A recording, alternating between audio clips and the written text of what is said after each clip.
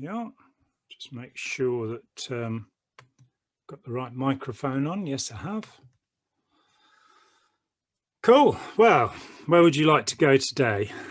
I'm Jon Atack, and this is my new friend, Andy Nolch. Hello, everybody. It's good to have you back, Jon Atack. I'm tempted to say Jon Attack, the cool sounding name. You got away, almost got away with it last time. Yeah. So you're a former Scientologist, and you don't do sob stories really, and I think that might be like why you weren't featured on Leah Remini's show. I think you could well be right. Yeah, I mean, I like Leah, and Mike's a good friend of mine now. These last few months, we've got to know each other. But I got in touch with Leah before they aired because I'd read Troublemaker and I thought it was very good. And, you can take the girl out of Scientology, but it's a lot harder to take Scientology out of the girl, something like that. I thought, well, that's very astute. And so I sent her a copy of Let's Sell These People a Piece of Blue Sky. And I got a lovely full-page handwritten letter back from her. So I sent her a copy of Opening Minds. And I got a very short note to the effect that I'd written a lot of books. And I tried to sort of say, when you do a show, it should be about one of four things that outside of the victims and the abuse. It should be about how people are recruited, why people stay in, why people leave, and how people recover. Any one of those, preferably all four. And there is almost nothing of that type. It's all about, the story I tell, the first interview I did about Scientology in March 1984, the Daily Mail journalist stopped me. He said, Jon, you don't understand me. You don't understand me. I want a victim and a picture. It's like, yep, I don't want to do that. I'm sorry. Yeah, and that's what I find a little bit boring about Leah's show is when it's just those typical things. And even my dad, he's not into Scientology, but I think I was watching it with him or something, or he recorded it, and he was just like, yeah, it was just the same old, like, he wasn't that into it. But I think it's the information you talk about, it sounds ridiculous. Like, it sounds really out there. I think maybe that's why she didn't want to have you as a guest, because if you think about the stuff we covered in the last interview about Hubbard being an alcoholic, Hubbard being a drug addict, Hubbard being gay, possible molestation, I don't know, like, just from a Scientologist point of view, it's just like, it's just ridiculous. And I think that people, I think it probably happened with me when I first came across your stuff. It sort of puts you off because you think, oh, is this just made up stuff? That's why I'm so careful to give reference notes. That Hubbard advises people to take amphetamines in Modern Science of Mental Health. He admits to having been a barbiturate addict in a lecture in 1950-51. And so I'm known for it. A guy who was doing a master's degree, but he'd done his first degree at Oxford. Very good. And he came to see me. He's now a professor, in fact. And he came to see me and he said, your footnotes are better than my professors at Oxford. It's like, wow, that's one of the nicest things anybody's ever said to me. Blue Sky has 1,117 reference notes, and you can go and check it. And as I said when we talked before, Hubbard himself said, when you become too incredible, you become invisible. And it does. It rouses cognitive dissonance where people are going, that can't possibly be true. I've since done the Fair Game podcast with Leah and Mike, and I'm happy to say that they both said it was amazing. So, we have covered some territory since, but you're absolutely right that Hubbard is so far away and Scientology is so far away from what it pretends to be that it's very difficult to take in. It's very hard to say, oh, I was enslaved by these ideas. I was taken over by these ideas. I lost my self-determinism trying to think like Ron Hubbard, who's the only person who can ever actually have an idea. discover technology, Yeah, I think that I think I'm still sort of pushing through the cognitive dissonance. Of course. But last interview we spoke about this, and so basically, from the evidence you've looked at, you believe he was an alcoholic, you believe he was a drug addict, you believe he had done some gay things, you believe that he was promiscuous. What about the molestation? Because that's a real extreme thing. Well, the worst story that I heard, and I was very hesitant to say who it was until a month or two after I said something about it, somebody made it public. So the story is, I talked with the senior CS from ASHO, and she had just overseen a session. Well, she hadn't just then. She'd overseen a session where one of Hubbard's auditors was very upset and needed a session. And in that session, she said that she'd been auditing Hubbard, and Hubbard had had an upset, what he would, Scientologists call an ARC break, because Mary Sue Hubbard, while auditing him, had got up and left the room, which is a violation of the auditor's code. And he was very upset. And what he said in that session was that he'd told Mary Sue that he'd had sex with their daughter Diana when she was 14 years old. Now, my point was that the person who told me this story was somebody who knew Hubbard very well and known him for years, and she left Scientology that day. She had absolutely no doubt that this story was true. Since then, it's come around from other places. And here's something weird. The only relative of Ron Hubbard who is still in Scientology is Diana. Suzette's gone, Arthur's gone, Roanne's gone. Of course, all of the, actually his daughter from the first marriage, Catherine, she stayed in Scientology for a while, but everybody else is gone. How is that? If he was the expert on families and all of that, how is that? So, but I think we have to be very careful about any kind of story like that. That's the kind of thing we can't prove. Jerry Armstrong says that he and Omar Garrison had letters from Hubbard when he was about 16, where he talked about enjoying buggery, which is why Jerry calls him Johnny Good Bugger after the battlefield Earth. For me, sorry, just with these things, do you think possibly Osa tried to feed you certain things to make you sound ridiculous? Do you know what I mean? To discredit you? No. As I say, the senior CSLA, Asho, was somebody who knew Hubbard and knew him well, had known him for years. She'd been close to him. I don't really feel comfortable about naming her because she may be harassed. And she knew him. She knew the person who'd audited him, and she took the story and said, "I believe this." Subsequently, I found that there were other people who were told this, who were around Hubbard, who were told this. And sorry, what's also really ridiculous about this is that Hubbard's auditor walked out after this, and Hubbard had an upset about that. It's like, okay, we get the auditor's code, but you're really pushing it to a new level when it's your wife, when it's the overt that you said and stuff. It's like, it almost, it does make sense. Almost the reaction that came from Hubbard, that he was upset about and what he needed a session over it. It's just like, it almost sounds believable, because it's like, yeah, that sounds like Hubbard. It's absolutely ridiculous. When he heard that Quentin was dead, his oldest son by Mary Sue, he just said, this will be bad publicity for us. And he said he did it again because he tried twice before. Oh yeah.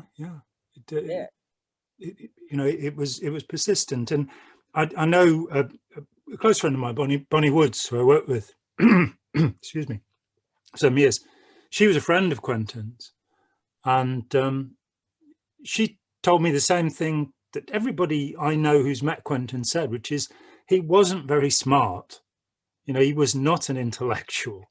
he used to go around the ship going, pretending to be an aeroplane, you know, and this is the man who was meant to inherit Scientology. But putting that aside, what's important is he was a lovely guy, you know, that everybody I've talked to that knew him, and he couldn't take what his father was doing to people, all the severe reality adjustments, all the overboarding and the chain lockers, all of the punishment and the sadism. One of the stories we didn't get into last time was the Charlie Riesdorf story, that Charlie Riesdorf had upset Hubbard, and so he had him push a peanut around the wooden deck of the Apollo with his nose, with the crew watching. I think there was a woman who was forced to do the same. And that's just sadistic. That's just, you know, and Hubbard humiliated people. He loved to humiliate people. It's, you know, talk to anybody that worked with him and they'll talk about the severe reality adjustments, about him trying to burn them to the ground psychologically. And the filming of it makes it more embarrassing for the person, because there's footage of them acting ridiculous or being so pathetic or whatever. And yeah, I mean, if you look at the Shrinking World of Oran Hubbard, Charlie Nairn's film, there's footage of the Sea Org, and you can see them with rags tied around their arms. This is 1968. This is not long after the beginning of the Sea Org, the elite core of the universe. And they are so, if you do a tone scale assessment on these people, they are just absolutely miserable. That, you know, they are so destroyed. They're not gleaming, shining beings. They're just cowed. I think that's the word that Hubbard used to people around suppressives. And he delighted in that. You know, he wanted to be the super powerful being. And I think his aim was to make every postulate stick. So that's like, you know, ultimately just is always being OT. Maybe it's not necessarily psychic abilities. It's just more, you know, you get your way all the time. So he seems to do this thing of criticizing others for things that he's doing himself. And what's interesting is we've got the OT8 document where he mentions Jesus was known for bursts of anger, which is kind of interesting because it's like, that's exactly what you're known for. And then it mentions sex with little boys. And you think, is this a continuation of Hubbard doing the same thing again, as like he'd done something like that, and then he's criticizing someone else so that, you know, people don't think he would ever do something like that? I mean, I do strongly feel it's important to put aside those things which you cannot prove. So in terms of, you know, one witness, Andrew Teboyan, says he saw him molesting a 12-year-old boy. That's one witness. I'm going to take it into account. I'm going to put it on the list, but I'm not going to believe that it's true. The same with the story about Diana. Unless Diana comes out and says, yes, that happened to me, it may or may not be true. It points in the direction of the magician, of somebody who wants to control. And an interesting point on that, you know, because it connects with Aleister Crowley stuff as well. So it's not a ridiculous statement. It's possible. Yeah. In the PDC, there are 3 references to Aleister Crowley, the Philadelphia Doctorate course in December 1952, and he calls him, is it my dear or my good friend, my very good or my very dear friend? They never met. Crowley thought he was a con man and wrote to warn people about him. I interviewed Crowley's biographer, who had all of Crowley's documents. John Simons wrote a book called The Great Beast. And, you know, Crowley was an extraordinarily unpleasant human being. That's my perspective. He wasn't just a heroin addict and somebody who was into extraordinarily weird sex, which I'd rather not talk about publicly, actually, because it's so disgusting and very few things concern me in that way. Profoundly masochistic sex, let's put it that way. But so did it involve anything with it didn't go as far as like dead bodies or animals or anything. It was not necrophile, but you pushed me to it. There is a Crowley document that refers to him delighting in the discharge that is given off by a woman when she has gonorrhea, which is called leukorrhea. You made me do it. It's your fault. Is that where he uses it in his magic or something? Well, it was part of his submission to the Scarlet Woman, the whore of Babylon. Oh, so he has to be like humiliated and disgraced by it. Oh, it's some sort of, because I know sexual perverts have these weird things that they do, and they use tools, and they're quite they just go all out. So I guess he was one of them, and maybe Hubbard was one of them. Well, Hubbard was one of them. I got very interested in the ceremony that the Babylon working, as it's called, that Hubbard did with Jack Parsons, and I think I worked out some. I've certainly never seen it in print anywhere else, and I talked with people in the OTO in America and over here, and as I say, interviewed John Simons, and what nobody had said was that what they were trying to do was a ritual which is called, get this, OTO 8, the 8th ritual of the OTO. And that is what the Babylon working is. Of course, Parsons wrote up the Babylon working. During that ceremony, Jack Parsons took his wand out, and wand in sex magic means penis, and masturbated in front of Hubbard. Somebody criticized me for saying it was a gay ritual, one man watching another man masturbating. It's like, well, okay, it doesn't matter to me what's going on here. Only I just think it's a little odd watching another bloke wanking, but whatever turned Hubbard on.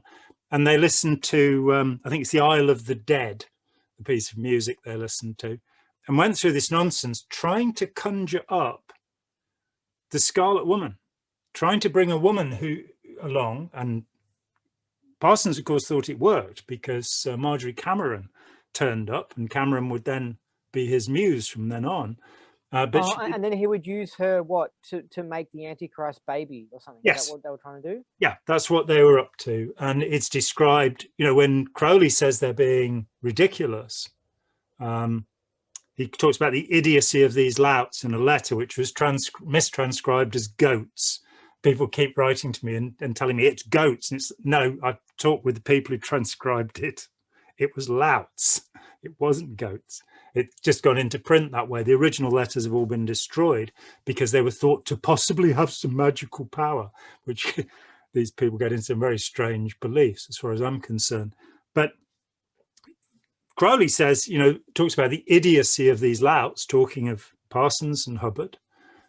But what they were trying to do is what he describes in his novel, The Moonchild. So I think he was just annoyed that they jumped the queue and were doing what he'd been trying to do all these years. They wanted to incarnate the destroyer of humanity.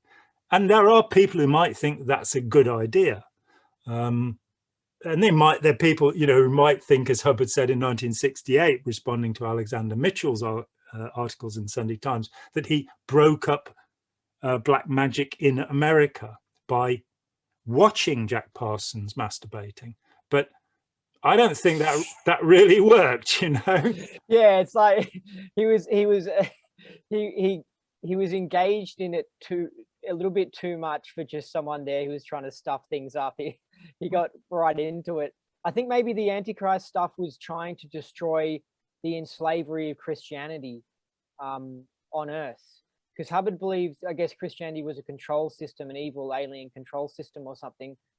And then it's kind of interesting because then he creates almost like a new version of Christianity with his church. Which is another and fascinating story. Why is it called the Church of Scientology? Why? What was the idea? Because, well, no, you don't have to be a church. You have to be a religion. So you wouldn't set up a Jewish church. You wouldn't set up a Hindu church, a Muslim church. A church is a word denoting a Christian organization. Comes, I think, oh, really? from Ecclesiastes. And I haven't deeply researched this, but as far as I know, the first person to call a non-Christian and indeed anti-Christian organization a church was Ron Hubbard. And there's something very strange about it, that the registrations, the first registration of the Church of Scientology is in Camden, New Jersey in December 1953.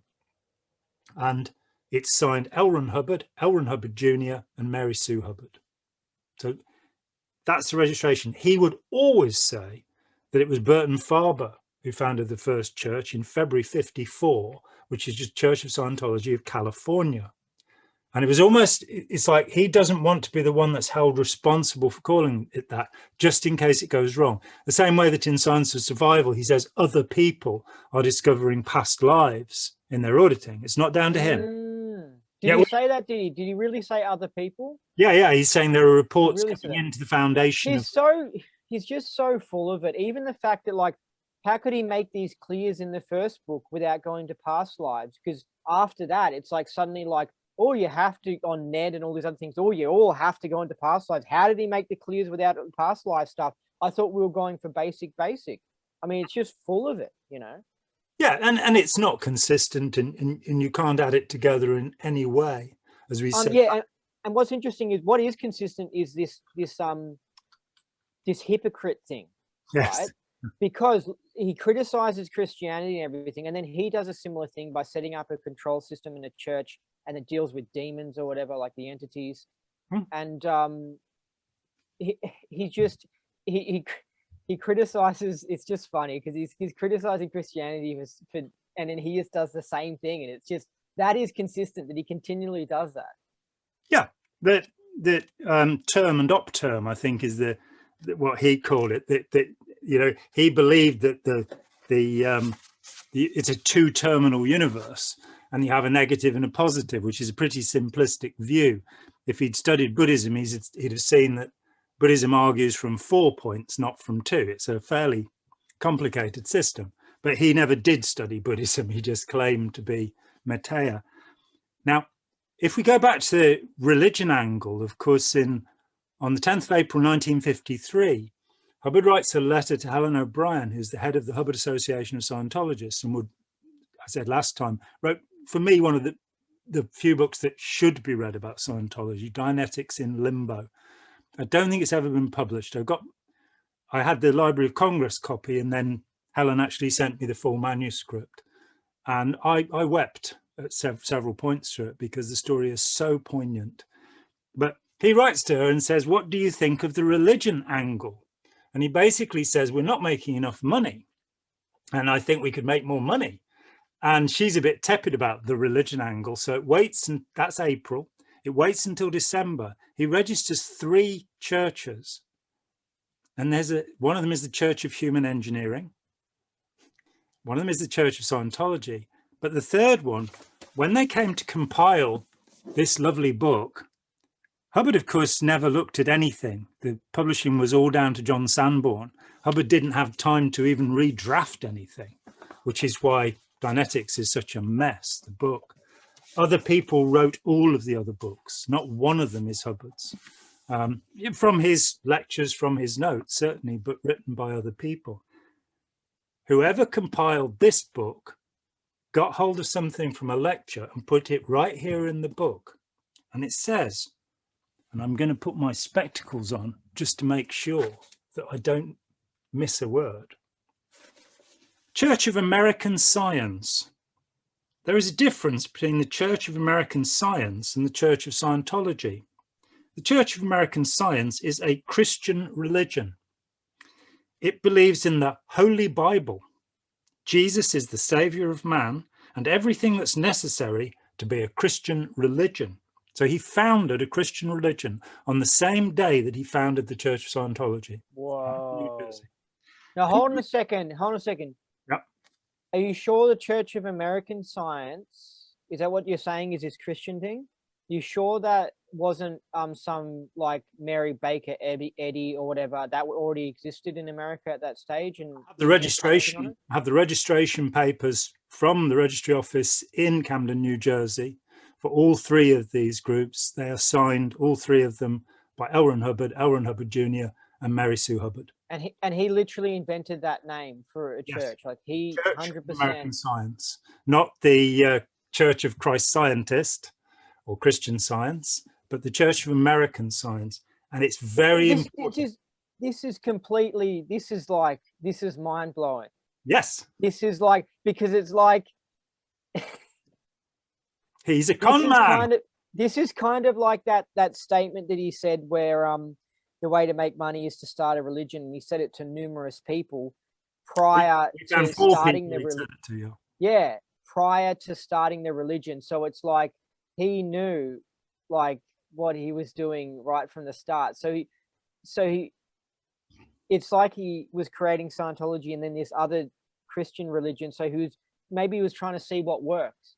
Well, listen here. This is from a lecture given on the 4th of October, 1954. Okay. So it's got the lecture date on it in this book, published by the Church of Scientology and copyrighted to L. Ron Hubbard.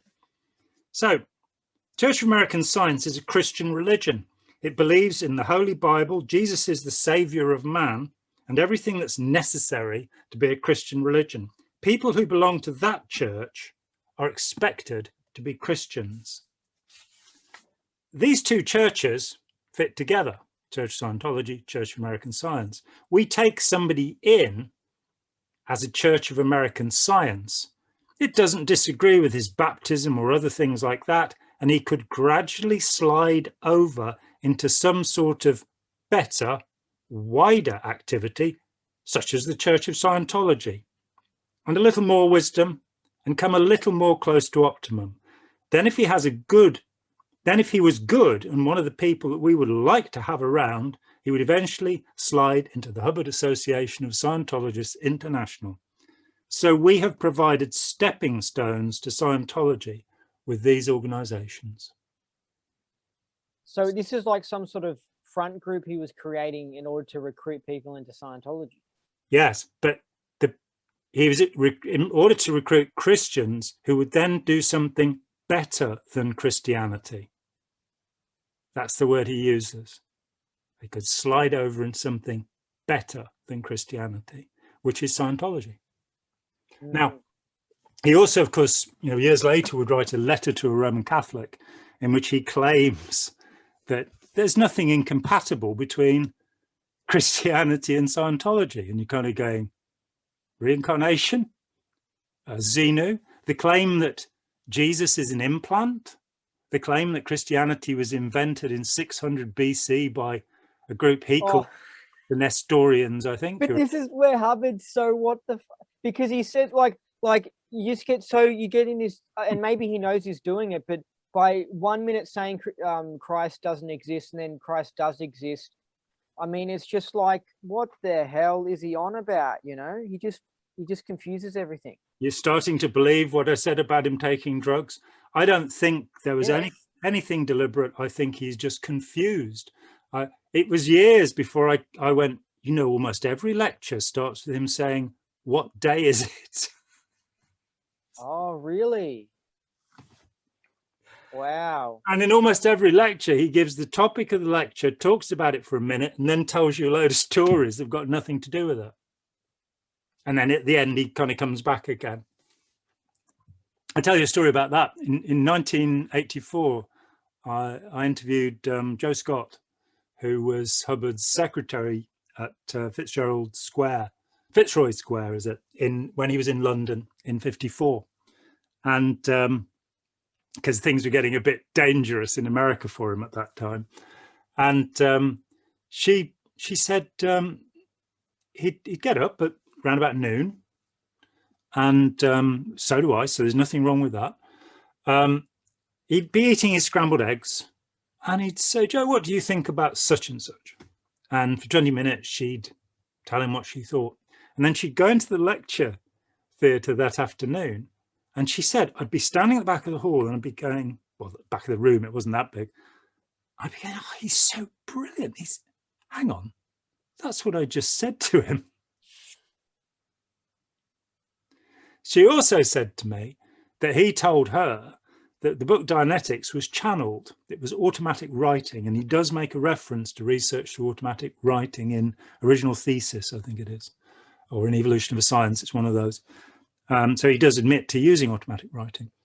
And she was confused. It was 30 years later, 84, 54. And she comes to me and says, he said this thing, I've never understood it. He said it was automatic writing dictated by the Empress. Do you know what that means? And I was able to say, oh yes, I know what that means. There's a book by Arthur J. Burks called Monitors. It's his autobiography. In 1949, Ron Hubbard was in Savannah, Georgia, and he wrote letters from there. The famous letter where he claims that he can rape women without them knowing, using the techniques that would become Dianetics, is written from Savannah, Georgia. This is where Arthur J. Burks was posted as a major in the US Marine Corps. And he, in Monitors, talks about being visited by the redhead. And the redhead is undoubtedly Hubbard. Hubbard talks about Burks. Burks was a fellow pulp writer. He actually outproduced Hubbard. He wrote hundreds of pulp stories. But he also founded his own little kind of philosophical society, let's call it that. I've got no evidence that he ever scammed anybody. And in this book, he talks about the little its. So this is a visit in 1949. And the little its, Burks believes that everybody's inhabited by these little entities. And he said the amazing thing was that the redhead could see them. Now, he was aware of them, Burks was, but he couldn't see them. And Hubbard was like, oh yeah, there's one over there. And he then gives this, yeah, you're with me, you're tracking. He then gives this story about Hubbard being a barnstorming pilot, which you've all heard, Flash Hubbard as he was called in his youth. Makes you want to sing that awful Queen song, but I'm not going to. I'm going to refrain from that. Savior of the universe. Sorry, couldn't help it. And Flash. Flash. Yes. Jordan. Very 80s. Very awful, but very glam. He says that Hubbard told him that he was never afraid when he was flying. And Hubbard did fly gliders. That is true. Barnstorming pilot's a little bit of an exaggeration. But he did fly a glider or two and had a license for them. We found it. But he was never frightened because when he looked out on the wing of the plane, his guardian angel, the Empress, was there. And she had red hair and was dressed in green. So that's the Empress. And the Empress will figure in the background, I'm sure, to his dying day. So he's telling us one thing, but he himself has a completely different set of beliefs. Can you say that again? Sorry.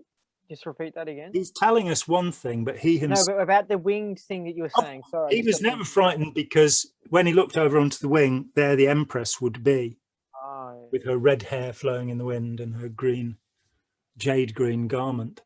There are other references. Jerry Armstrong found a number collecting together the astonishing amount of material that he gathered, in the 2 years that he had to do that. Jerry was the most diligent of researchers. He had Hubbard's baby boots, It all started with the 22 cases of stuff when they thought the FBI was going to raid, and these boxes had been ferried around the world after Hubbard, wherever he went, and they'd ended up, there in California. And a messenger came to Jerry and said, should we shred them? Because we're shredding everything that proves that Hubbard runs Scientology. I mean, come on. Who else was running it? It's just ridiculous. And where else did he get the $648 million that he left when he died? He certainly didn't get it from publishing royalties. There's no doubt about that. They had to pay to get Battlefield Earth published. $250 It's like in his religion, he it doesn't talk much about God at all. But Hubbard personally, he has his own God. You know what I mean? Well, when I interviewed Otto Rose many years ago, one of only 5 class 12s actually trained by Hubbard, Hubbard's own case supervisor and auditor, until he suggested that the 200 rock slams in Hubbard's folders might mean he had evil purposes. Who knows? He was off the ship. So Otto Ruse found his folders chock full of rock slams. 200, yeah. Wow. Yeah. So, we could get into the efficacy of the e-meter and how the carbon potentiometer gives off dust and creates rock slams. That's another story. But yeah, but Otto was a bit surprised because when I talked to him about the power processors, which are not really done anymore and haven't been done for a long time, but they were the great breakthrough of 1964 or what have you. And I said, so what you realized, and your cognition on the power processors, Otto, was that Hubbard was the source, wasn't it? He said, how did you know that? It's pretty obvious when you look at what it says. And the source is God. That's what it means, the source of the universe. And that's where that OT8 bulletin is headed. So the cognition that people were having on Power and Power Plus was that Hubbard was the source. And what do you mean the OT8 bulletin's heading towards? The idea of him being Lucifer and coming to save us from the teeth. Oh, okay. Yeah. Okay. Yeah. I haven't got my copy of the. And Otto Ruse was potentially one of the first people who did OT8. And OT8, the idea of it. Yeah, the idea of it is that you've got to handle like the genetic entity, like the body, in order to set us free or something like that. Yeah, I mean, Otto, because sadly I haven't seen Otto for years. I think we were good friends. I came to know him quite well, and I always got on with him very well.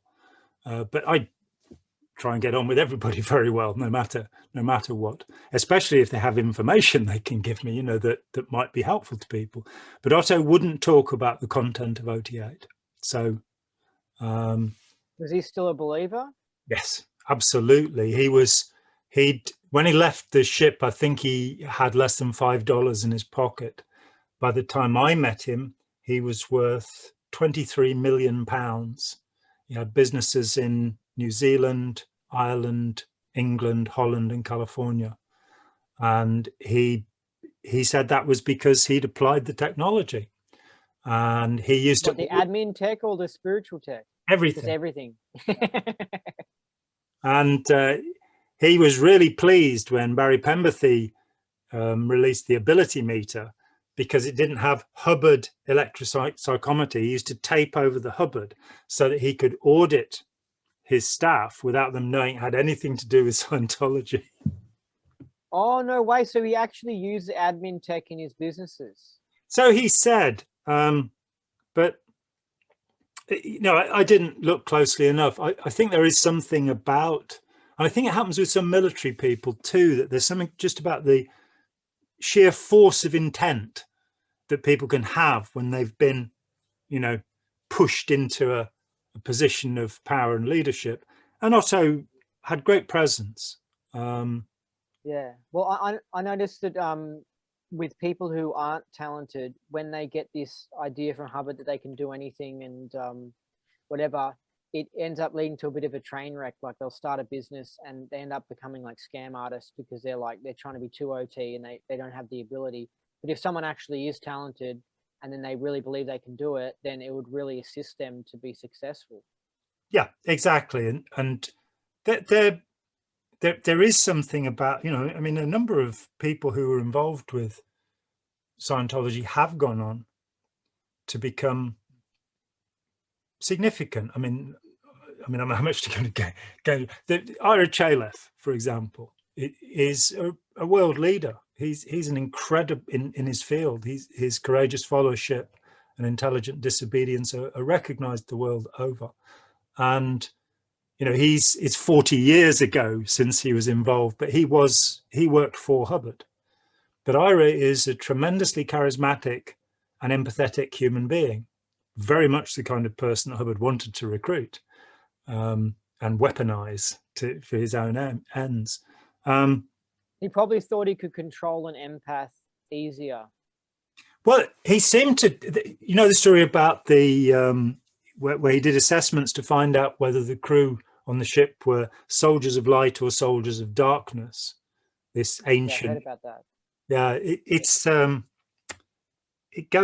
a view of the world, a dualistic view that says that there's a battle taking place. You'll find it in Zoroastrian.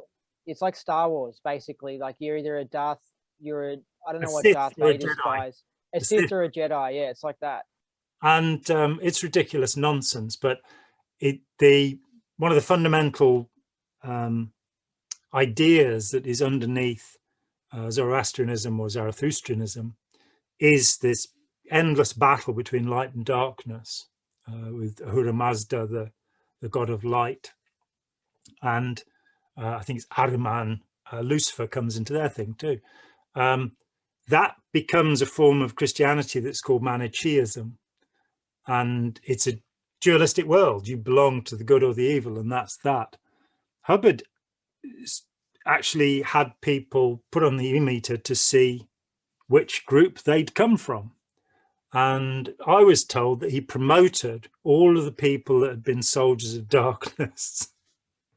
No way. No, that's a big statement. Whoa. It's the point where Alex Sibursky rises up and will later fall. But someone told you that, really? Yeah. I thought he would have done those e-meter tests, and then the people who were the darkness, he would have kicked off the ship or something.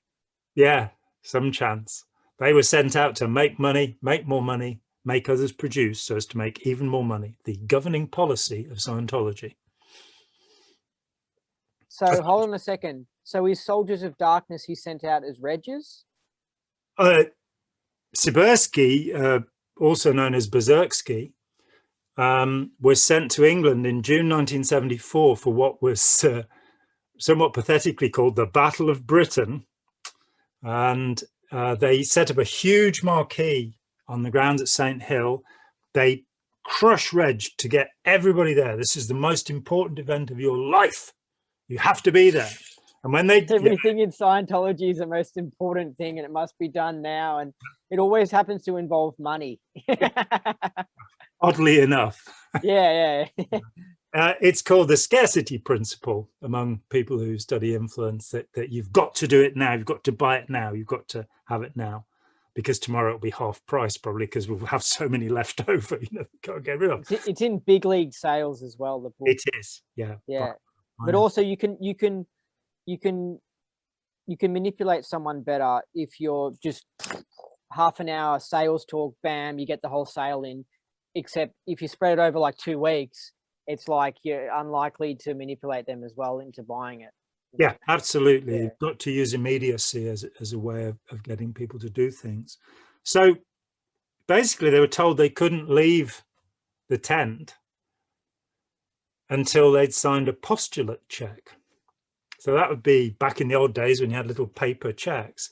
So you'd sign a check for however much and put a future date on it. And then they'd cash it when the date came. And it was reckoned, I got in 5 or 6 months after this, nobody ever mentioned it to me. All the time I was in Scientology. And all the people that I met when I first got in knew about the Battle of Britain. And it was reckoned that perhaps half the membership in Britain left as a consequence of this thing. Sibursky gets the blame. I later found he was briefed by Diana. Diana was briefed by Ron Hubbard. It was that simple, as ever. Put your head on a pike, blame somebody else. Yeah, we did this numerous times. So was Sibursky labeled a soldier of darkness or what? That's my understanding, that he was promoted because he was believed to have been one of these. I mean, I interviewed a number of people who'd worked in the Guardian's office doing the nasty stuff. And several of them told me that they believed in their last lifetime they'd either been with the SS or the Gestapo, and now they were making amends for it. I don't think they were making amends for it. So, but you're really telling me that he did this check if you're a soldier of light or darkness, and he promoted the darkness people, right? And some of them he sent out as salesmen. Yeah. It's like, wow, that makes sense, because it's like he knows that they don't give a shit about others, so they're going to be excellent salesmen. Yeah, that makes sense. You then have the Kali ritual that was performed on the ship, and I'm not got into this to my satisfaction, and somebody ought to, you know, probably Chris Owen will go out and find out about it, because Chris can find out about anything. He's brilliant. But they actually had a ritual where they destroyed models of the organizations around the world, you know, to get rid of their evil intentions, or all sorts of bizarre things were going on around this man. You know, he gets I heard some weird ritual with where they would do something to some Indian goddess in Janice Grady's book. But it's really interesting. That's why I like her book so much, because it's like, whoa, there really is interesting stuff going on that you don't hear about. Little interesting stories of things. It makes you think, yeah, maybe Hubbard really was really out there and interesting. With the drug addict stuff, benzos are Valium, right? Benzos are a type of Valium. No, benzodrine is an amphetamine.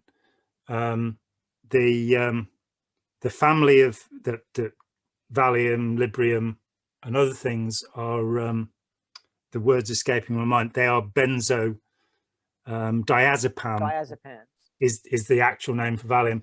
That's a separate group of drugs that was not discovered at the time when he's talking about benzodrine in 1950. So Hubbard wasn't taking Valium, because I was going to say, if he's taking Valium, that's like just a psych drug. So it's like, it's really a hypocritical thing. Well, of course, Scientology had a major campaign against Ritalin and Adderall for many years, 30 years and more, which are used as drugs for children who have attention deficit disorder or hyperactivity. And so that too is a psychiatric drug. And that's what he is absolutely recommending. The paper I talked about, Never Believe a Hypnotist, that I wrote in about 93, gives the references where you see Hubbard repeatedly recommending the use of amphetamines. But he is the man who set it on, you know. So okay, so he's recommending to assist auditing drugs which get used for kids on Ritalin and stuff like that. Ritalin is an amphetamine, yes. Adderall is an amphetamine. So it is like a psych drug, pretty much a behavior modification drug. I think it makes sense with his auditing, because he recommends coffee, and coffee speeds up the mind or something like that. So he just took it to a new level by then making it speed or amphetamine or whatever. It's just a more extreme version of coffee. So, and he says, he doesn't say have a cup of coffee. What does he say? Have like a strong cup of coffee, or like a scalding something or whatever. But yeah, it's the same progression. Somehow he's discovered that something assists auditing. And I think that's, I don't like the idea of that, because I'm actually really anti-caffeine and coffee, because even the other day I had one, and sometimes I have a coffee and I'm fine, but sometimes I have a coffee and I literally feel crazy. I feel like just weird, and like I can feel it has an effect on me. And one time I was doing some like meditation, and I'd taken one of these thingos that were like a vitamin thing, but basically they just chocked this vitamin full of all this caffeine. And so people, they feel fantastic from this vitamin. It's just like, no, you're just getting these people high on caffeine. And when I went down to lay down to do my meditation, I mean, I felt like I couldn't sit right. You couldn't do TR0, because you felt like crazy. Like, it's not good. I don't like this stuff. And to think that people would take that before doing Dianetics auditing, I don't think that that's good at all. I think that that's crazy. Yeah, I agree with you. And we all have different responses, and there are quite a number of people who, like you, are very sensitive to caffeine. Amphetamines, you're multiplying that by 10 or 100. And so it's like, but I think I think it really contributes to like an overactive mind, and it could really end up making an OT3 story, if you know what I mean. Like if you're taking these things. Hey, so what about LRH being promiscuous? Isn't there stories of him going around having sex with all these Scientologists? Well, John McMaster, the world's first real clear, to give him his title, and the word real is important because Hubbard had been claiming clears for 15 years by then. He was most insistent when I interviewed him that when he traveled the world, he'd seen a lot of little red-haired babies. That's the only place I have that story from, though. So, you know, Yeah, again, Alan Walter was saying, I think, stories of him sleeping with the head of the Melbourne org or something like that. And I mean, it seemed, yeah. Anyway, yeah, well, there you go. It could well be, but I think it's very important to come back to what we actually know. You know, we can speculate about his bizarre, utterly disgusting sexual behavior, his drug behavior. The alcoholism, I think, he had pancreatitis caused by alcohol. That's a fact. And why would he choose Pat Broker, an alcoholic, to be around him? You know what I mean? Because Pat Broker apparently was into spy novels and stuff. And then if he was into alcohol as well, they would have been great buddies. You know what I mean? They would have got along really well. I just think that, I mean, if I'd found someone who, I don't know, if I was in that situation, I would have been like, okay, I don't want Pat Broker around me. You know what I mean? But he was like, oh yeah, Pat Broker. You know what I mean? And then he chose David Miscavige to execute orders because he was like, yeah, this guy's a nutcase that just does everything you tell him to do, and he makes sure it happens. When I exchanged correspondence with Diane Didi Vogading, who was the chairman of the Watchdog Committee, and therefore technically the person in charge of Scientology, the executive director, the president, they were way down the org board from her. She was the head of the 14-person committee. And I really admire her. Let me say that. A lot of the people at the top of Scientology were really decent, good people who really thought they were helping the world and saving civilization. You know, and she seemed to me to be one of that type, not one of the Zibursky type, you know, or Baron Berez, who was about the worst of them all. But she said to me that Miscavige was unique because if you asked him to get something done, he'd get it done. And the example she gave was, she said, so if you said, David, that wall needs to be knocked down, he would lower his head and charge. You know? Wow. I don't think she meant that literally, but yeah, okay. Yeah. And so he was made action chief. Yeah. And he just ended up being the runner who took things to Pat Broker.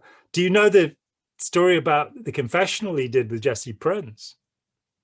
Yeah, and it probably never went to Hubbard or.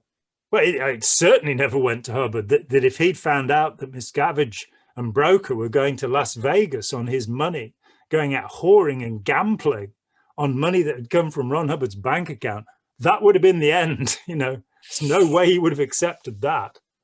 And they were probably changing statistics and just doing a lot of. That was probably the most interesting. I would love to have read that auditing session. That would have been like, whoa, it would have been horrific. Yeah. Hey, what about we've got Janice Gilham Grady's sister said that LRH tried to kiss her when she was 12. Yeah.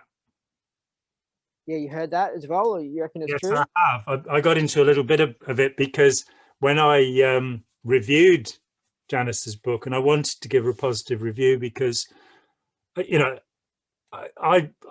anybody who has experience, they may well have Stockholm syndrome. They may well actually not really be getting everything that they experienced. You know, we all see called the Ebbinghaus forgetting curve. Our memories change with time. It's a well-known reality.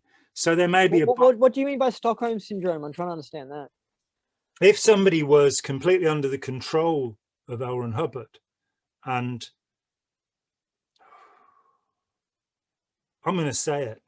Yvonne Gillam, who is regarded as the most wonderful person who was ever in Scientology. You got her and you got John McMaster.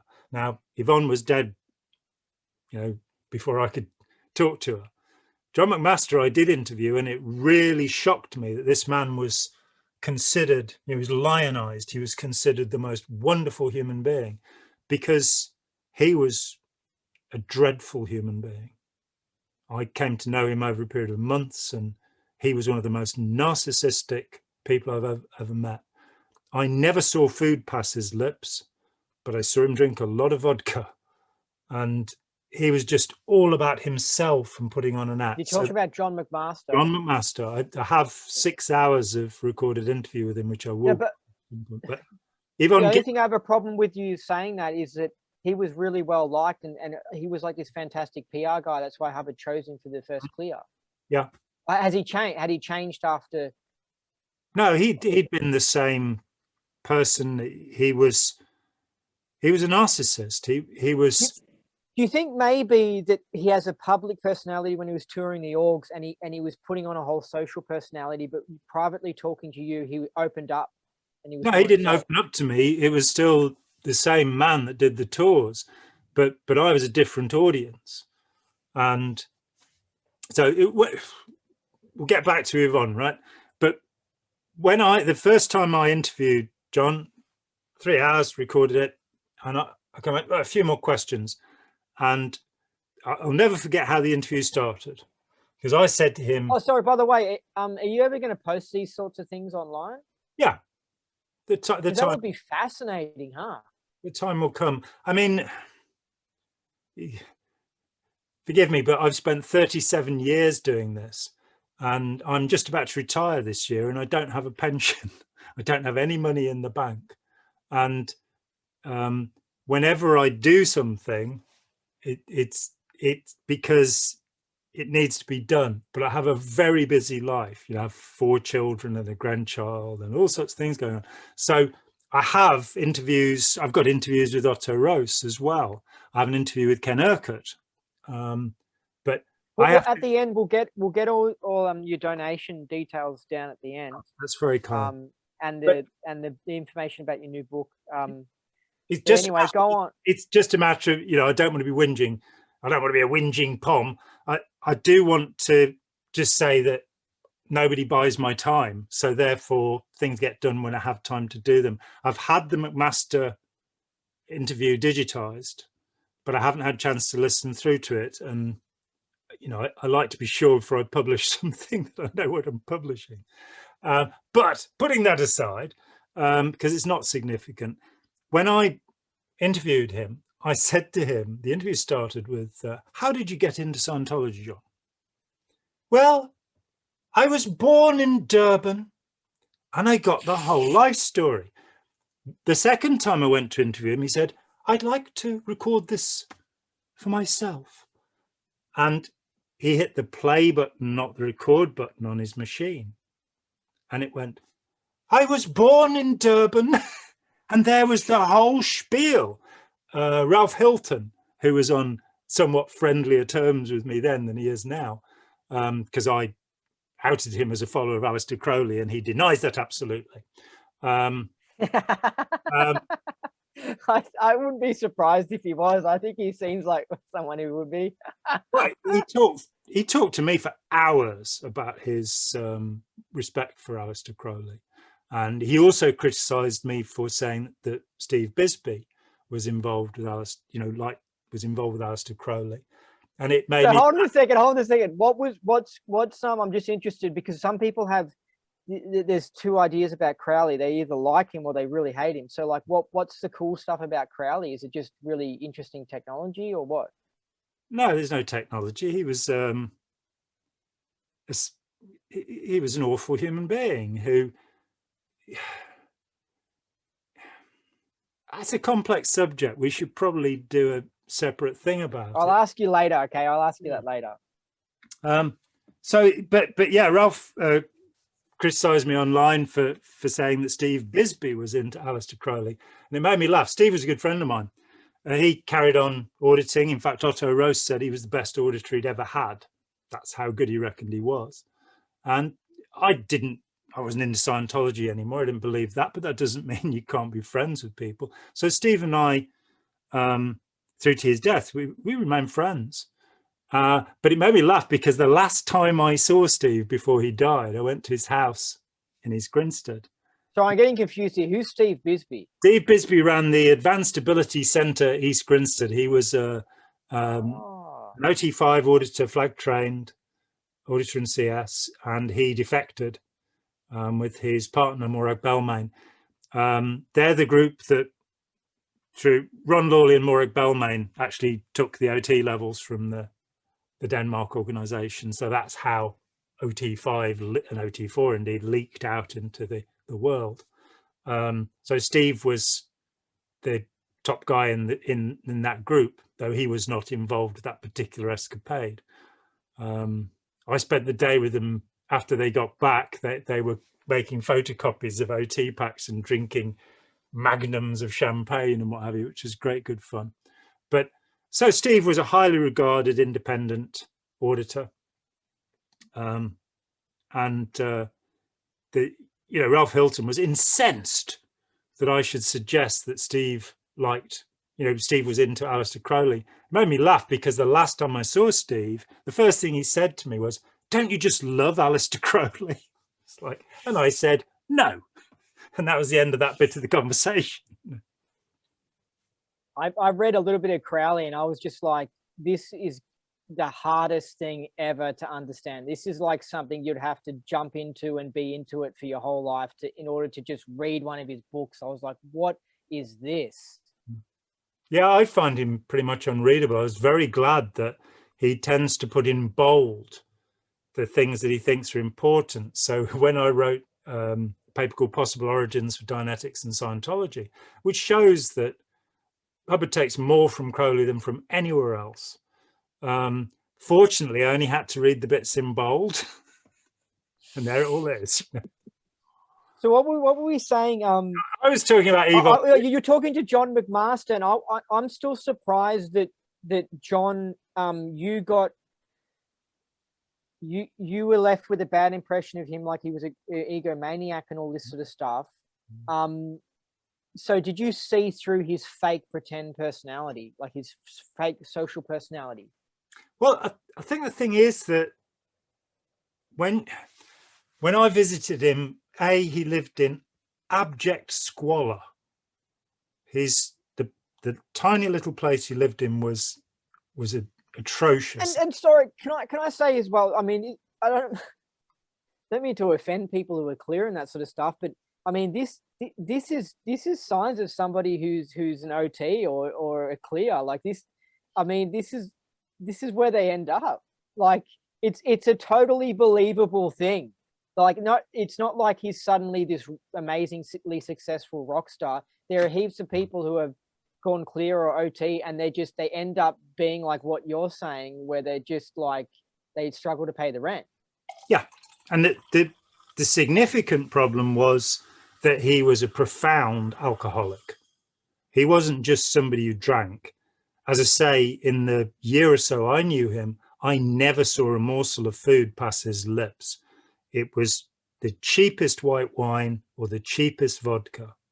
And he was just... This is the world's first clear. This is the world's first clear. This is where it ends up. And this makes you think that clear just isn't real and it's just made up. Well, I mean, his own story about that was that he was one of the people who spent months digging the ditch, as Hubbard put it, of going through the term bullshit of the clearing course, where it's to be or not to be. Imagine a light, imagine a shock. This is not. Just these lists and lists and lists from Hubbard's drug-addled brain. And they did this for months and months. And then one day, Hubbard, according to John McMaster, and I do have it on tape, Hubbard came up to him and said, "Right, you're the first clear." He had no idea that he'd finished. There was no clear cognition. There was nothing like that. He was just told it was now time. Yeah. But why wasn't Hubbard the first clear? How could he have developed this technology without getting rid of the R6 bank himself? Why didn't Hubbard ever claim to have performed a psychic feat? Not that I've seen, not ever. If he was this great OT, you know, there was something a little bit odd about that. Nearly all of the other great gurus, like Sai Baba or Rajneesh or what have you, they claim to perform miracles. Hubbard didn't seem to do that. He always, you know, somebody else has raised somebody from the dead. That's my favorite claim in Scientology. You can raise people from the dead using it. So McMaster, do you think that when you saw him, he'd gotten worse, and he was actually better when he was involved with Scientology? Like you'd seen him as he'd gotten more into alcohol, and he just, yeah. It was a lie. It was a lie from beginning to end. At that time, I interviewed him in '84. There was a group that had set itself up in LA called the Gay Theta Association. Good for them. And so I wrote to Jon and I said, you know, it's, you know, because it seemed rather obvious to me. So I said to him, it's fine to be gay. It's okay. Look, there are these people, and why don't you get in touch with them? And I got this incensed 7-page letter where he told me, you know, what a ridiculous idea that he was gay. And when I told this to Otto Rose, Otto laughed and he said to his secretary, Pat, come here. Tell Jon what Jon McMaster said to me on the phone, because when he was talking, I held the phone. Oh, Otto, he said he'd like to suck your big, fat, juicy cock, which I think is a little bit gay. So when he was on tour, he had a secretary, a guy called Colin. A guy. And that, you know, I think I told you that I had a call from a Hollywood set designer who was one of the first 10 clears. This was in the 90s. This guy phoned me up and he said, I've never worked out how it was that 7 of us were gay. Hey, I just thought of, yeah, I know that, yeah. I just thought of something though. How did Jon walk around promoting Clear as a world's first Clear when he knew that it was kind of a scam? Like, did he comment on that? The reason that Jon believed, and it's often the case with Scientologists, that usually quite early on, you have an experience that you can't quite explain, something out of the ordinary, something that you might even think of as, it's inexplicable. You might even think of as miraculous. This was my interest the first year after I left. I asked everybody, what was your first high? What was the thing that got you? And it was usually TRs or an early auditing session. People don't know about the Ganzfeld effect, that if you stare at something for long enough, your brain starts to fill things in and you start to hallucinate. You'll also start to feel euphoria. It's quite normal. You feel it in meditation. Any fixation of perception, any repetition will do it. So in Transcendental Meditation, by repeating the name Agni, the fire demon, oh, I'm not supposed to reveal their secrets, damn. By repeating... Is that a secret? Is it? Yeah, you're never meant to tell anybody what your mantra is, and it's the name of a deity or demon. And they're not chosen according to anything special. I think there are 12 of them, and it depends what day of the week it is. But, oh dear, I've just saved people $1,000 by saying that. But you repeat a name over and over again, and I think it was the poet Wordsworth said, if you repeat your own name over and over again, you'll trance out. These are normal phenomena. But people get high and they then try and get that experience again. It's like somebody snorts cocaine for the first time and they get really high, and after that they chase that and try and get it, and they end up being a junkie, and thus the notion of the auditing junkie, somebody who wants that release, that euphoria, which of course is normal to all forms of hypnosis, I'm afraid. Euphoric states are very good indicators. I'm afraid it's typical. And as the cocaine addict can tell you, it doesn't actually mean you learned anything or are capable of making better relationships. In fact, quite the opposite. It makes people more narcissistic because they want to get high. And life's not about that. Getting high is okay. Getting high is fine every now and then. But life's actually about having relationships. It's actually about being pro-social. It's actually about helping the world and doing something good, because that's what will make you happy. You know, that is the only way to happiness, to help other people. You also shouldn't murder your friends and family, as the way to happiness says. Anybody else is fine. And the lies you tell should not be harmful.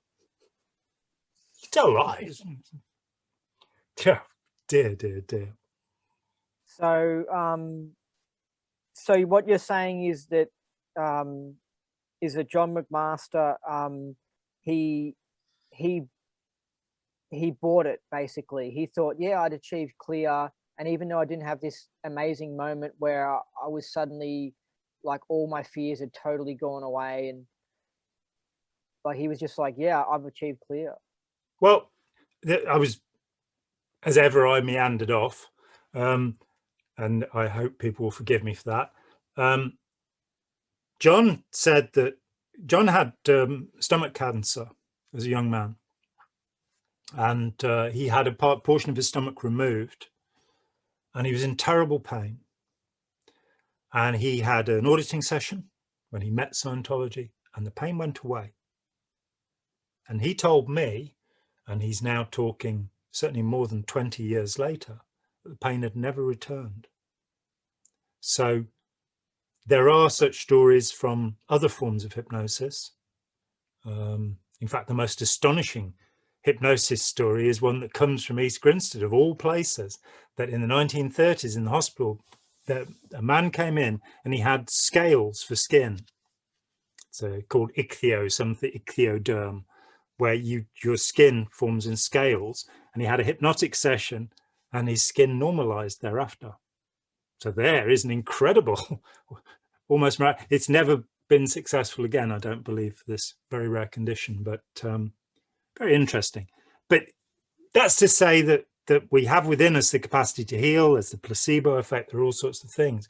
What happened with John was that something astonishing happened in his life, and that would be the foundation for everything he would later believe. Of course, his career in Scientology ended when he was overboarded and his collarbone was broken, and he was left in the water for 2 hours with a broken collarbone. Why didn't they take him out of the water? Hubbard told them not to. Jesus. Why does really? anything happen in Scientology? You so know? they just had to, did they have a floaty, or did they just have to wait in the water? I don't know. I don't think he had a floaty. He didn't tell me he did, but that was it. He was done. And after that, he went off and kind of drifted downwards. And there's another story. I'll tell you another John McMaster story. All right, but can I quickly say something? Was John still a believer when you spoke to him?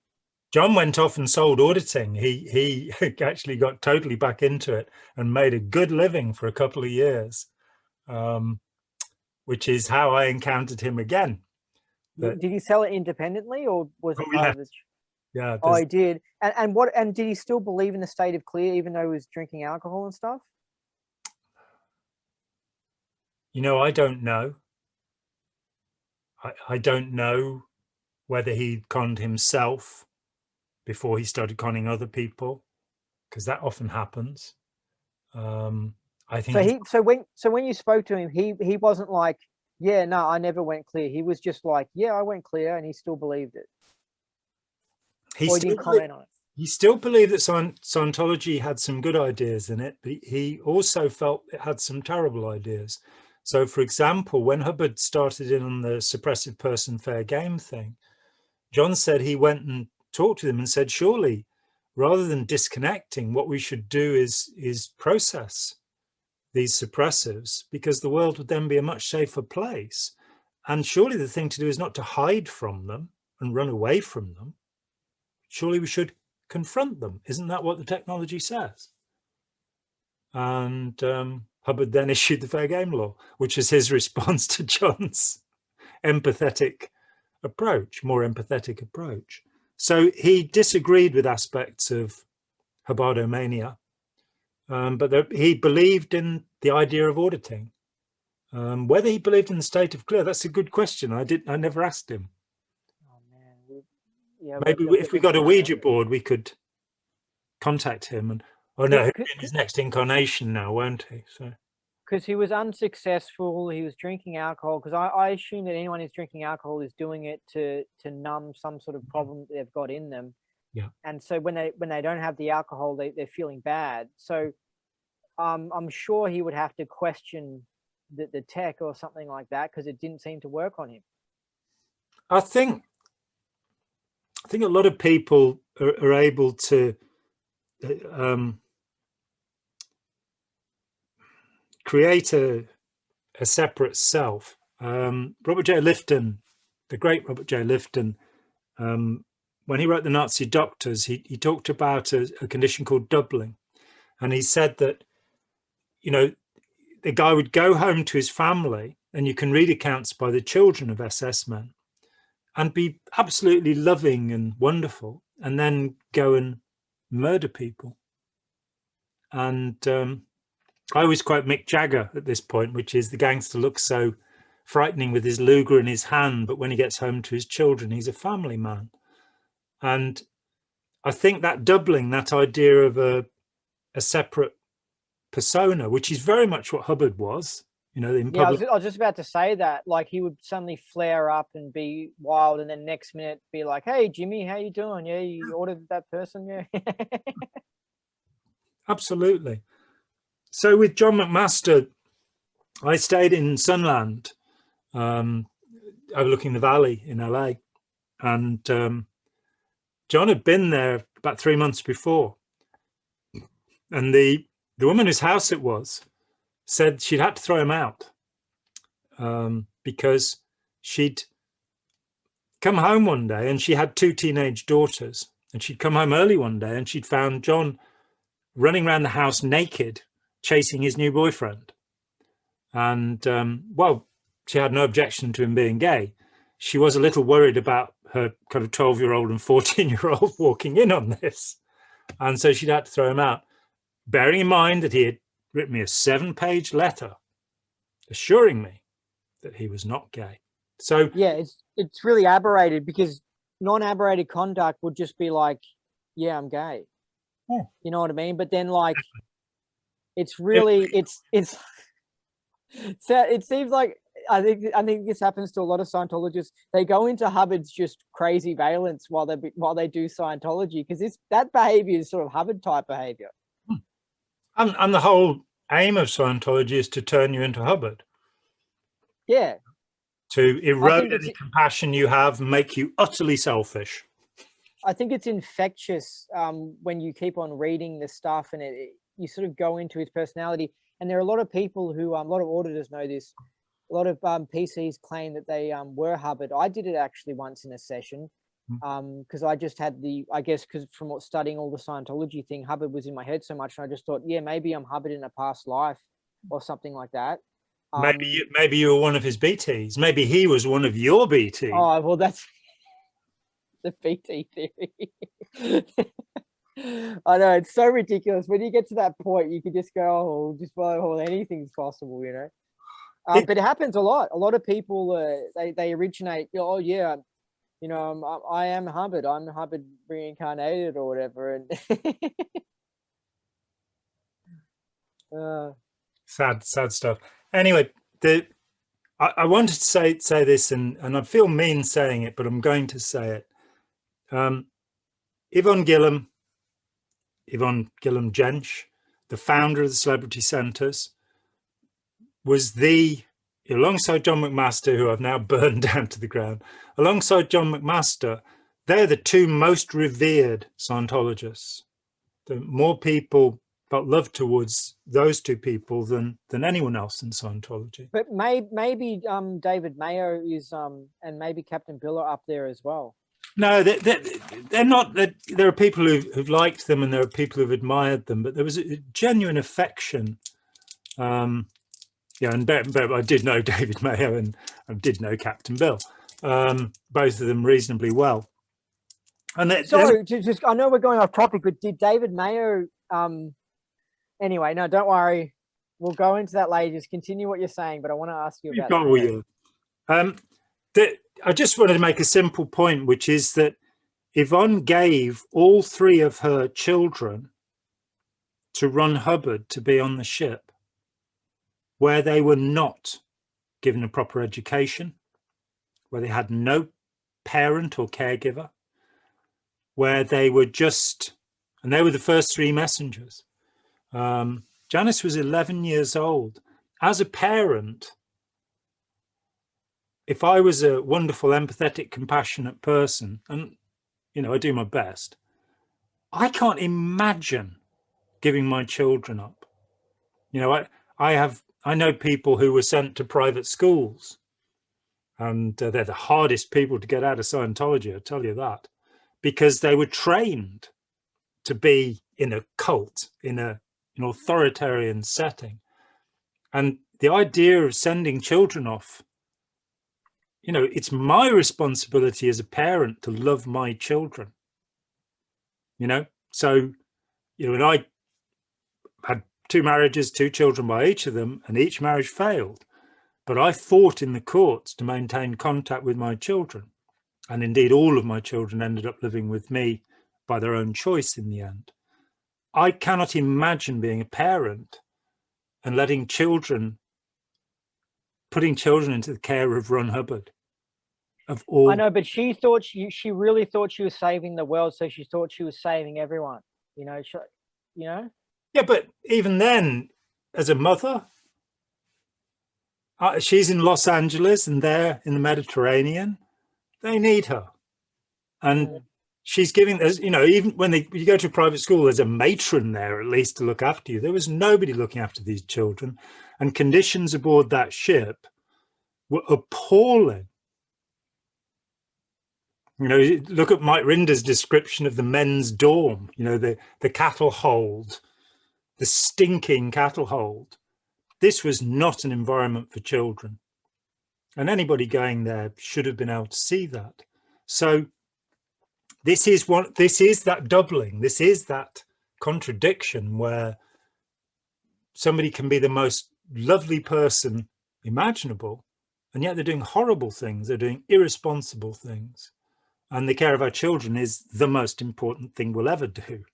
You know, I don't care if you're Leonardo da Vinci, who was gay, of course, and didn't have any children.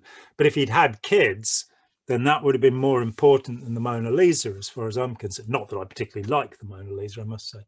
The portrait of a woman with an ermine is a much better picture, but that's another topic altogether.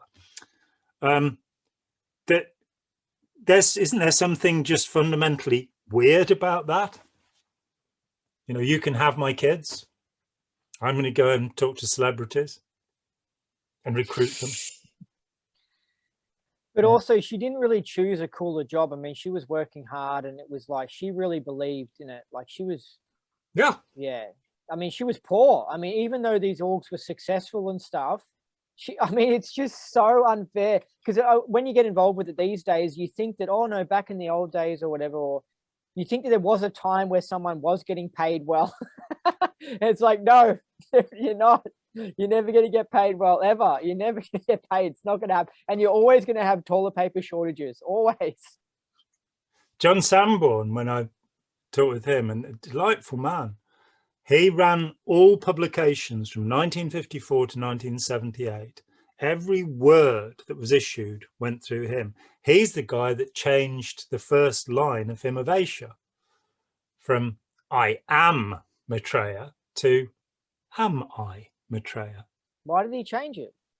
Well, because it sickened him when he first saw it in 1954, that Hubbard would make such a boast, such a ridiculous claim, which to a Buddhist would be, you know, it's like, I am Jesus, you know. It kind of, you put it in that context, it's like, whoa, no. And John felt that it was offensive, and it took him 20 years to work out he could make it a question instead. And, you know, for all of the children listening, he wasn't Maitreya because the human race ends with Maitreya. So if he had been Maitreya, we wouldn't be here. We'd all be in nirvana, having a jolly good time. So he wasn't. That's bullshit. And well, it possibly could be a sales tactic by Hubbard to appeal to Buddhists or to come across as being a spiritual master. How true. I studied with gurus in the East. Yeah, the east of Chicago, maybe. But It seems to be, it works a little bit in Taiwan and stuff where there's a lot of Buddhists. yeah, oh, crikey. And in Australia, of course, you've had a real influx of Taiwanese Scientologists, haven't you? So I think it became... They help, yeah, they help make the ideologues, because if it wasn't for them, there would be no... but anyway. Yeah. But yeah, so it's to say that even a delightful and wonderful person like Yvonne Gillam can be taken away from what's most important in life. And, you know, maybe my perception's wrong, but I'm sticking with it. I think that our kids are more important than anything else. Maybe that's just me. And I like my kids. You know, there could be people who don't like their kids and go, no, send them away onto a ship in the middle of the bloody Mediterranean. I can't stand them. They got no education. Yeah, but she must have been aware of that, you know? The world was going to collapse, and that if she didn't save the world, there would be no world for her kids. Yeah. You see what I mean? So 5 years, if we're lucky, there's 5 years left. That was what, 65? Did you say that? Yeah, it's a policy letter called 5 years. And so what is he suggesting? Is he suggesting like a nuclear war or something? Optimistically, the world has 5 years left. Then you have the I want Scientologists to survive World War III. That was 81 or no, it was earlier than that. It was earlier than that. Somewhere around 80. I want Scientologists to survive World War III. Now, little story there that of course he told the Watchdog Committee in about 1981 that he couldn't save the world. It was going. It was finished. But he could save them. There'd be just him and the 14 of them. And the one of them that I interviewed, and I interviewed 2 people who were in the room when the advice came down from Hubbard saying this, so I'm confident of it. But the first guy I interviewed said, I grew up in Scientology. My parents are in Scientology. I'm going to go and die with them. I'd rather be with them and dead than with Hubbard and the Watchdog Committee. Oh, no. So Hubbard admitted that his life work has failed. Several times, yes. Repeatedly. So like the whole clearing Earth, all that stuff. No, it's fucked up. We're all going to die, and we just need to look after each other at the moment. Yeah, and I mean, Serge Faust, at the end of his life, Serge is asked to build a machine to kill Hubbard. Some kind of e-meter that will electrocute him nicely, and says to him, my work has completely failed. Which it makes absolute sense, because you look at it and he had all the case problems and all that sort of stuff. All his tech just didn't really work, and he knew it. And also he probably looked at the management of the church and saw how it wasn't going well and all that sort of stuff, and just thought, yeah, this is all just not going to clear the planet. So with this e-meter, was he trying to die and at the same time have the spirits exercise from his spirit? I don't know. Serge decided that there was no way he could do this. So it didn't happen. I was going to say with John Sanborn, he told me that the reason he left after 24 years, every bulletin, every tape, everything had gone through him to be released. And, you know, I think he made an incredible job of it. You look at how beautifully made the tech volumes and the old OEC volumes were. You know, he was good at what he did. But he said that one day he was yet again asked to transfer, you know, $1 million or something into one of Hubbard's bank accounts. And he went, I've been living on $5 a week for 24 years. And then you hear about all of those attache cases with $100,000 and piled up in the room in his mobile home at Creston. And I've talked with people who smuggled money in for him, and he just liked to have a lot of cash around him, and you're going, might have to go on the run any minute. And it's like, you know, talk about people blow because they have overts. Look how many times Hubbard had to move during his life. Go figure, you know. What about, what do you think he was spending his money on? Oh, we know what he was spending his money on. When the Rocky Mountain News went back and did the post-death post-dropping the body interview, they were told with some pride that he had a 24-track recording studio, 2,000 cameras, right? That's Hasselblatt's at like $2,000 or $3,000 each. 2,000 cameras. I mean, I've got one, and the one on my phone. He had his shirts made in Savile Row in London. His clothes were made in Savile Row in London. And he was also doing ridiculous things like washing T-shirts 15 times and rinsing. Things like that I imagine would be high expense. It wasn't cheap living, you know. Well, if you've got slaves to do it for you, it's actually having stuff rinsed 17 times is fine. But maybe you would maybe he had heaps of T-shirts to choose from because he was so paranoid about the smells of the shirts. He wanted absolutely the best of everything. You know, there are stories of his butler at St. Hill, and I think Ken Urquhart was his butler for a little while. But I'm careful about saying things about Ken because he'll say, "Oh, I never said that," and maybe he didn't. Have you interviewed him? I interviewed Ken, yeah, in I think it was 88 when I interviewed him. I interviewed him in the 80s and recorded it. And why was he still a believer? Just out of curiosity. I think it's that same thing. When I talked to Karen de la Carriere, she said, you know, there are no clears, there are no OTs, there are no releases. And she said, and whenever I say that, people say, but didn't you have wins? It's like, look, I have wins every day of my life. You know, I realize things all the time, and it doesn't descend from L. Ron Hubbard. It's my perception of the world. It's me realizing things. It's not me going, oh, Ron was right about that. Oh, Ron was right about that. Oh, Ron was right. That's not how my mind works. So I'm going off topic again, but how come Karen de la Carriere is still auditing people? I don't think she is. Okay. Yeah. I mean, I wouldn't trust her at all, but like, it's just, I think she's still advertised on APIS, which I know you like to say it's a funny name. The APIS is a funny name. I like to say it's a funny name. A dump, APIS. You know, I mean, come on, guys, go and work out a better initialization than that. Yeah, the Association of Professional Independent Scientologists. I think she's still listed on them. Well, I'll ask her about that. My understanding is that Karen was still doing demonstration auditing, but I will ask her head on because I'm talking with her in a week or two again, and yeah, whatever. We'll work that one out. I know when I first contacted her, 6-7 years ago, she said, please don't tell people that I'm out because I'm still talking to people and they'll still talk to me because they think I'm in. So there may be still some of that. I think she's pretty out now. Certainly the things she said when I've interviewed her are she doesn't believe in any of it. So who knows? She might still be registered on those lists so that people will still talk to her. But as to having auditing, you aren't going to get any better. She's a class 12.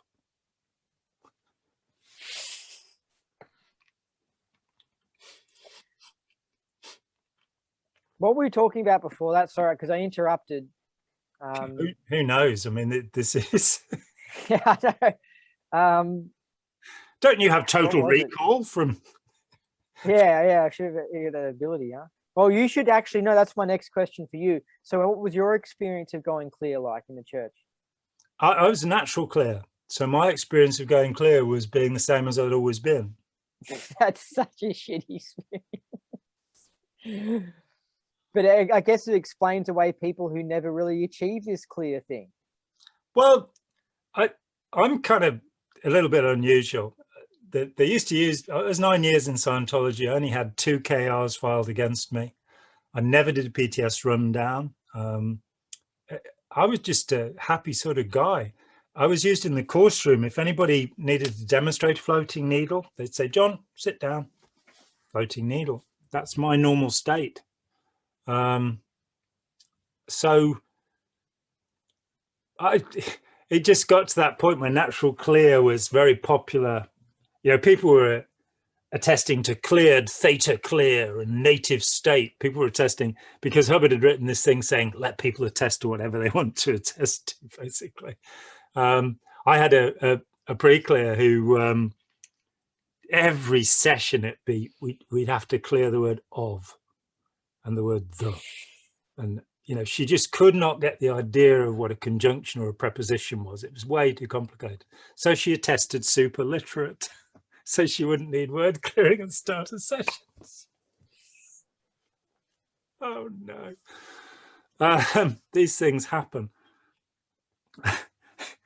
So the question is, have you always been clear? And it read. And so it was, oh yeah, that's why I'm so cheerful all the time. And well, I had a similar thing happen where it said, I mean, that's why the what you look into, like, what is the reads thing or whatever, or and it's just like, it's so wishy-washy. I mean, there's a guy who thinks he's a reincarnation of L. Ron Hubbard, Justin Craig, and he FN'd that he's a reincarnation of Hubbard, and he's really he's just a criminal, it sort of reads on, I think it reads on something that you maybe like the idea of or agree with or something like that.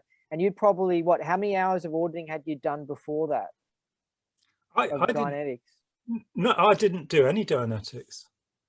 Okay, well, I don't know, maybe all I noticed is that a lot of people who they want it to be true that they're a past life clear or something, or a natural clear, then it reads for them and they're like, yeah, that explains it. Yeah, you know. Yeah, well, all lie detectors read on anxiety. The Wheatstone bridge has been used. I mean, Jung was using one in the 1920s. It's not original Scientology in any way. It's part of some police polygraphs. The polygraph is completely, it's a nonsense. As has been demonstrated over and over again, why it's at all used in police process in the US, I have no idea.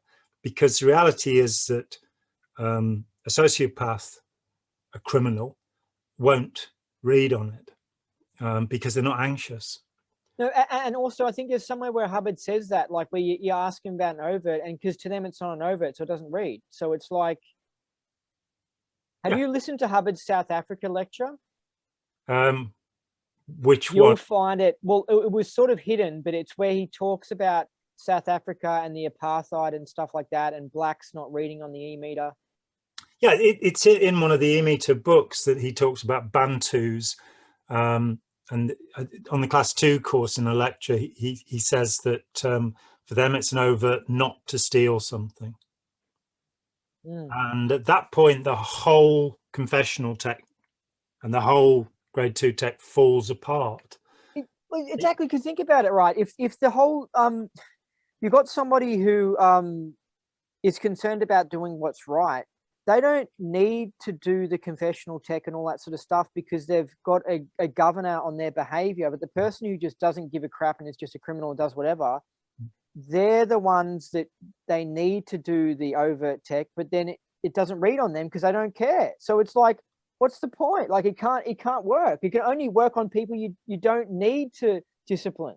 Yeah. And that's why you get these people, these Scientologists who are hounded with, have you done an overt, miss withhold, overt, just all the time. Because if they get a new post within the organization, or if they get a KR written on them, or just, there's all these different avenues for them to have to go and admit to some sort of overt or withhold. And so they just get hounded with it. And then they end up in their everyday life being like OCD on committing overts. Oh, yeah. And messes with them. Yeah. I suspect that auditing messes with everyone in many ways. For example, asking people to describe their past lives. As a Scientologist, it started to worry me in the last year or two that I was talking with people who quite evidently couldn't remember what they had for breakfast. And yet they could tell me all about the time on the Battlestar Galactica or what have you, that I realized I was dealing with people whose memories were average, less than average. And the problem is you then start getting false memory syndrome and grandiosity, the narcissistic grandiosity where... Well, sorry for vindicating, but I mean, I noticed when I spoke to someone who, I asked them something about their past, like about the 80s or something, and it's just facts that you would think you would know. Like, and he was like, and he'd done the higher level. So I really think it messed up his mind, like seriously. And that's why I think Hubbard somehow invented some way to actually mess people up, somehow messes them up. But I remember asking him the question and he was like, he got a date wrong or he couldn't remember. And I just remember thinking, this guy's memory is effed. What has happened to you? And it was like, whoa. Yep. If you give people confidence that is fake in their capacity, what you'll get is incompetence. You'll get things getting further and further away. There is work that came through in the 90s where that really questioned the whole idea of getting people to focus on trauma. Work was done where they took people immediately after an accident or they'd witnessed something bad, and the control group, nothing was done with. But what they did was they immediately had them debrief, as it's called in the trade. So they'd say what had happened to them. And they found that these people found it much harder to recover than people who'd not had to talk about the trauma. It then started to be suggested that the many therapies that were still based upon going over and over, abreacting, reliving trauma, were possibly actually fixing the condition rather than solving it. Dianetics kind of skips over it into past lives instead, but you certainly do see some fairly fixed conditions among Scientologists. Like they're putting their attention on these things too much, these negative things and these entities thing, and it's like it's just making them more and more aberrated. But the reason I mentioned it is because you mentioned somebody who couldn't remember what they had for breakfast. But what I'm saying is that I'm not just talking about like everyday thing. I mean, like this person was like, there was something seriously wrong with this person. Yeah. And I've come across other numerous OTs where it's like, that person, there's something wrong with them. Yeah. They believe that they're all that. They believe that they've achieved this. You know, but I think that Hubbard has actually invented a way to damage people's minds. Oh, he confesses it. Philadelphia Doctorate course, we have ways here of making slaves. Yeah, and he knew that the church used the Christian church used demons to control people, and it's quite possible he gave everyone a case with OT3. He gave them all a case to make money and control them and all that sort of stuff. And you see, OT3 is fundamentally flawed. You never evaluate for the pre-clear. Telling him what the incident is, where it happened, and the time of it, that's a violation of the auditor's code. If the incident was true, you wouldn't need to tell them. They'd be able to say it was 75 million years ago. The date is wrong, by the way, because he's looking at the last great extinction. And it was believed briefly that it happened 75 million years ago. It's now known that it was somewhere over 60 million years ago. No way. You're telling me back in the 60s, they thought it was 75 million years ago? Yeah, because they were serious? Yeah, they were first talking about it at that point. So shit. Let's get sciencey about it. Hawaii and the Canary Islands, where these volcanoes were, they didn't exist 75 million years ago. They both erupted 9 million years ago. And what's more, why would it be that history ended in 1966, that all of the implants, which become the book covers in 1968, show people in the costume of 1966? You know, you've got the DC-8 airplane and all of this stuff. The boiler suits or something like, or the loyal officers. And if people are going to die within 2 days of being exposed to this material, why did he put it on book covers? Why did he write a screenplay for a movie? Why would he want to key someone in? You want to do the opposite and not key them in, so that they become rational and go, yes, I want to read the Dianetics book and get clear. You know what I mean? I do. And then you have some very strange little issues along the way. Like Joining the Enemies of the West, where he talks about SMERSH, which people think is a reference to the James Bond movies, but in fact SMERSH was a Russian organization. And he puts out this issue, I think in '68, where he's saying we're going to make friends with the enemies of the West. It's like there's some weird shit going on in this guy's head. But why would he say that in a document? I don't get it. So it's called Zones of Action, and it's a confidential internal, because that's how we're going to conquer things, by making friends with the enemies of the West.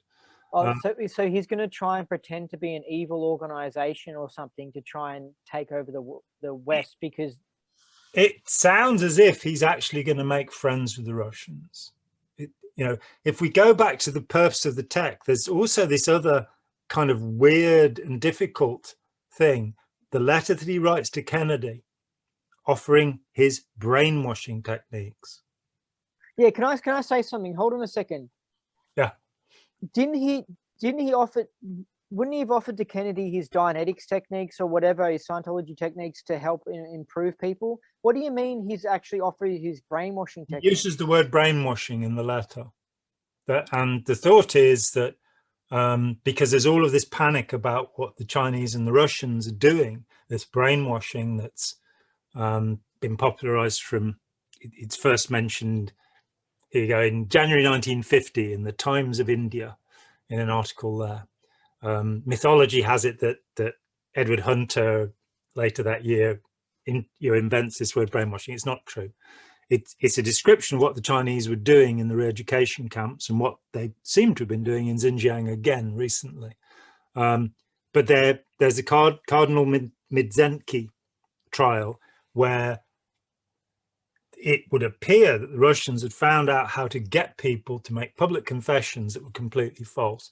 That triggers all of those programs, starting with Operation Bluebird in 1947, I think, in US Navy intelligence, but going on through MK Ultra, MK Naomi, these horrific programs of mind control. And Hubbard, who has written about this in Science of Survival, as far as I know, he's the first person ever to mention the deliberate mind control programs of the US government. Yeah, it makes me think he was an insider, because he was like, I reckon he was in naval intelligence. I reckon he was involved with CIA. Never in naval intelligence. He was never in naval intelligence. It's a complete fabrication. Yeah, but the thing is, it's all kept secret, so you'd never be able to investigate it. No, it's not all. It's not all covered up. No. This is the sheep dip idea. This is Fletcher Prouty, who was my opponent. Yeah, but that's how all intelligence agents work. I mean, they completely, and they come up with a fake history for the person, and they become a new person. Why in that fake history? Secret. Why in that fake history would you have so many reprimands? Why would you be making up that a vice admiral has said he must never have command again? If he never did have that, and they were just making a nice cover file for him. No, it's a nonsense. If that had been the case, he'd have had a completely anodyne, ordinary service. Okay, well, why was the Apollo ship getting accused of being CIA? Why was the Apollo ship being accused of being CIA, and he was running an intelligence operation, which was the GO?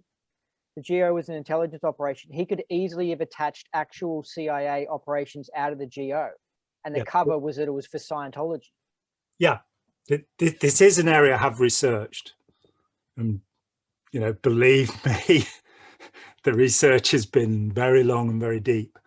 I was very interested in the assertion in 1951 that he knew about government programs in pain drug hypnosis. And when in 1973, with Freedom of Information, the first document started to be leaked, it was, he was reporting on something. So how did he know about it? I, for some time, a year or two, speculated with the idea. In fact, I remember when I first met Lawrence Wollersheim, when I was in the US in, must have been 1990, somewhere around there. And he too, he's the only other person I'd met at that time. Now it's become a common speculation. But he's the only other person I met up to that time who said Scientology could be a CIA operation. It could be a way of... That's what I think. I didn't think that until I read Janice's book, and I was like, hold on a second. Hubbard going around to islands in the Mediterranean, meeting up with government officials, on islands where they were having communist revolutions. Hubbard hated communism. CIA was anti-communism. And he was taking photos. And I was like, that's a perfect cover. Some weird old man that's like a cult leader taking photos. I was like, this is all very strange.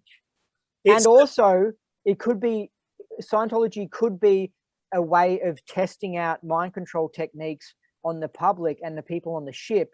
And it could be like a little experiment. So the CIA was monitoring the Apollo ship going, okay, so how are the overboards going? What is it? And Hubbard was filming the overboards. And it's like, oh, this is all strange. It is all strange. But if you were running the CIA, would you hire Ron Hubbard? Yeah, because he comes across as such a nutcase cult leader. And you never would think it's the CIA. Because he was a nutcase cult leader? Would you hire a guy who was a manic depressive, sociopathic narcissist with temporal lobe epilepsy to keep your operation quiet? A man who couldn't stop running his mouth off about what he was. No, because it's all a good cover. You don't want some professional looking sensible guy. You want a crazy sportsman or like some crazy author or something. Out of his head on booze and speed and no. Yeah, because and then when it all backfires, it all gets blamed on the geo, but you're secretly actually got some agents in there. I think it's a great cover. Okay. Look how it's worked. Look how it's worked. Like, how many people connect Scientology to the CIA? We've got Russia, who recently banned apparently they banned the church there, and they said that it's because Scientology is CIA, and that was in the past 6 years or something. And it's like, whoa. Yeah, well, Russia as a source of information is not necessarily something I'm gonna. You know, Russia as a source of disinformation is something I can go with pretty well. That what I came to is simple, that I explored the possibility.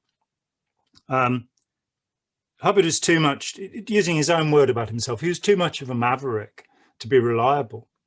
If it had been to his benefit to expose the story, if he could have made money from it, he would have done. So this is what I believe happened. Ron Hubbard was a good friend of Robert Heinlein. Robert Heinlein was in the US Navy and had top security clearance. Hubbard was never in Navy intelligence. I can track him day by day through World War II. I went through his entire 800-page record with a guy who had served at the same time in World War II. Fletcher Prouty's significant argument, which I kept quiet about, because I expected to go into court against him as an expert witness. But Prouty's significant argument about the sheep-dipped intelligence file was that all of his orders carry the number 16 on them. Anybody who's been through the records has seen the sheet which explains what the numbers mean. 16 is a number for a Navy Reserve officer. My friend who was through the Second World War at the same time had 16 on all of his orders too. He was not in Navy intelligence, but he was in the Naval Reserve before the war. So that's the other thing that Prouty gives is that there are, if you look at different copies of the body image of Hubbard, where they'll put marks and scars, there are a few that seem to have moved, but that's because they didn't have photocopiers. The Xerox machine was not in use, so they're handmade copies and they're making hundreds of them, you know, all day long. There's no way that he would have been disciplined for firing shells on the Coronados Islands, Mexican islands, as a part of a sheep dip, as a cover-up. There's no way that, you know, his 55-hour battle with the magnetic deposit would have, these are real events. What's more with that, Thomas Moulton, who was his second in command, testified during the Armstrong case. So that happened. He wasn't away doing James Bond things. He did what his Navy record says he did. Heinlein had top security clearance. Heinlein says, so I'm told, and I stopped researching this stuff, but Jerry's wife looked into the Heinlein diaries. Heinlein says that Hubbard had sex with Mrs. Heinlein and with Mr. Heinlein. That's how intimate he was with them. Heinlein would have known about Operation Bluebird. And which was the first of all of the intelligence programs to control people's minds. And he told Hubbard about it. As to the allegations in the Mediterranean about the CIA, that centers on the rock festival in Funchal in Madeira. And what was happening at that time was that they had just overthrown a fascist, and I mean fascist, dictator. And there's this ship. Exactly. That's what I'm saying. The CIA was auditing people within the government. This is where the church, they say, oh, we're getting picked on as a religion. But Scientology has been intimately involved with governments and doing shifty things and stuff, or just using auditing tech, but they've been involved with things. The only government involvement I know is in Morocco, where they were kicked out. But also Hubbard was involved with government stuff in Rhodesia. No, God, no. Hubbard was thrown out of Rhodesia because his aide, who I interviewed, name will come back to me, was caught stealing government documents, and he was sent to prison for it. And Hubbard came out and said, an OT can't survive on his own. Glazier, Maurice Glazier, I think, he went to prison for stealing government documents. That was Hubbard's involvement with the Smith government in Rhodesia. And, you know, that's all I know. But also, wasn't there other countries? It wasn't just Morocco. There were other islands that they'd visited to where, what I thought was strange was that Hubbard would go to an island and suddenly he'll be hanging out with like top people on the island. And it would be like, how is he doing this? How is he meeting these government officials and all this sort of stuff? Had a lot of money.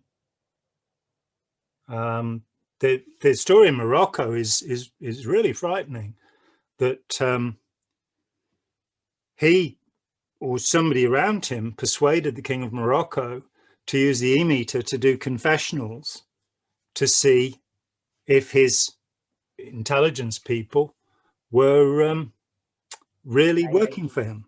And I found out about this in detail from John McClane, who's involved in the program, the astonishing Nan McClane's son, John. They turned up when I did the gig in Toronto in 2015, which everybody should watch. This is, you know, I spent all these years putting material together, and the final word, 2015, the Getting Clear conference, we did 5 days, and everybody should watch it. It's about £60, about, you know, 100 Australian dollars to get the lot. But, you know, people know what they know, and they've decided they'll go with that. John came up to me and he said that he left the Sea Org because he knew what was going to happen in Morocco.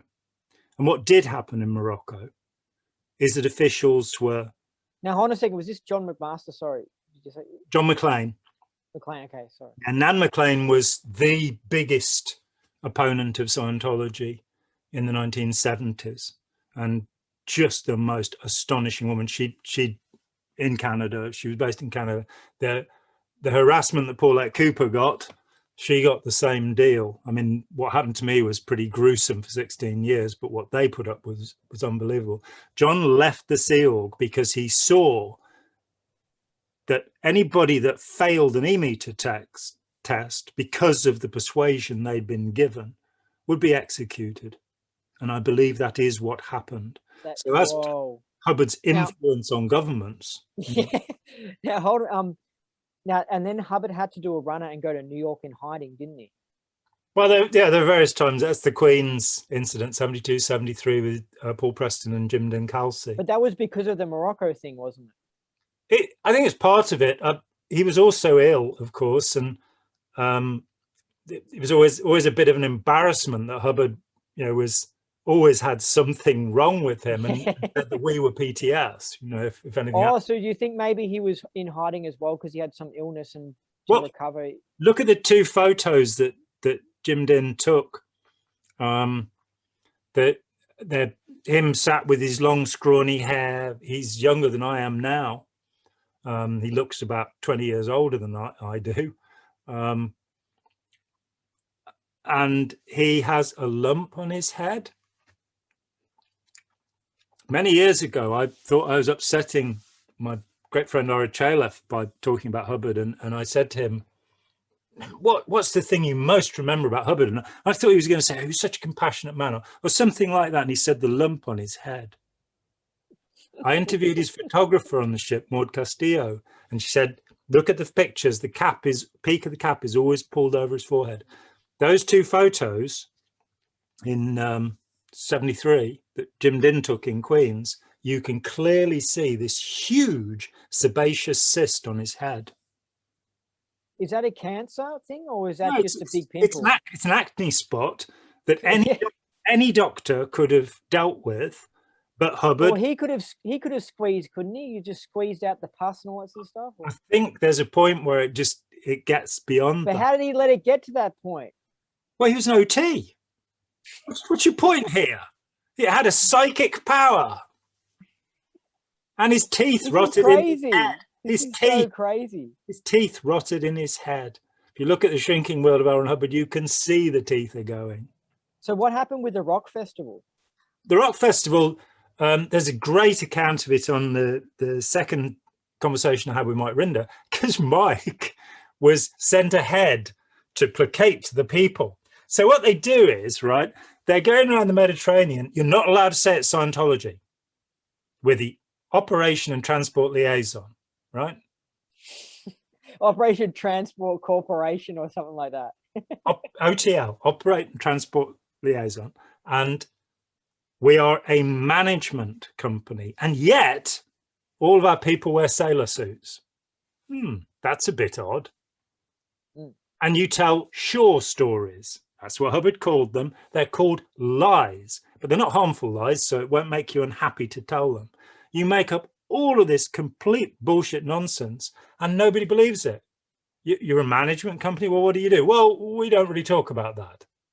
And somebody thinks they're an intelligence agency because they tell lies, because they won't really talk about things, and because the ship is full of Americans. So by the time they get to Funchal, poor Mike has had this job of, making sure they'll be welcomed. And at the same time, the dictatorship falls. Portugal's at war with two African countries fighting wars, trying to retain its colonies. And the people of Portugal have just had enough, right? So they're mad as hell and they're not going to take anymore. And the ship comes in and the rock festival happens. And Mary Sue's little Mini Cooper is pushed off the dock. I didn't hear that until Mike told me. And Mike finds himself hemmed in with like 100 of the inhabitants of Funchal who want his blood because he's the only Scientologist left on the island. But you have to go and listen to the interview now to get the end of the story. Yeah, wow. What can I say? So it was commonly believed they were the CIA, but it seems strange. I mean, the whole thing, I honestly wouldn't be surprised if the CIA was behind this. There is one CIA story that Miles Copeland Sr., the father of Stuart Copeland, the astonishing percussionist and drummer with the Police and composer, and Miles Jr., who was the manager of the Police. Miles Copeland Sr. in his autobiography says, we infiltrated somebody into Scientology and they defected. They thought it was great. And he was from the CIA. Yeah, a CIA member joined Scientology, but then he defected, so he became a Scientologist. Yeah. Okay, what the hell? Okay, wow. I thought he would want to stay with the group that pays him better. The other thing you have to say is that with things like the Ellsberg papers or Snowden, all of the things that have leaked, Scientology, of course, stole a huge amount of documents that actually did throw light on the mind control programs. We have so many thousands of documents. One of my friends is Alan Shefflin, the great Alan Shefflin, who wrote The Mind Manipulators. There were 2 books written about the CIA programs in '78. He co-wrote one of them. He's a professor of law. He didn't find anything that referred to Hubbard or Scientology in the huge, massive documents that were released. So there's no, it's speculative. And I don't think the speculation is safe. So I should have asked you this before when we talked about clear. But my understanding is that that if you don't go clear on Dianetics, you do the alternate route. The alternate route is basically doing OT2, which is like the clearing course, right? Yeah, so the clearing course and OT2 are the same thing. Yeah. So basically, it's saying that sorry, you didn't experience this cool experience of clear because you got body thetans. Yeah, but why have you got body thetans? Because the reason that you're not clear is because you have the R6 bank implanted during OT3. And if you don't have that, why do you need OT3? Well, because of these entities, they're affecting you and they're attached to you and everything. Yeah, but you don't have the R6 implants, the 36 days. So why would they attach to you? Because that's the reason they're attached to you.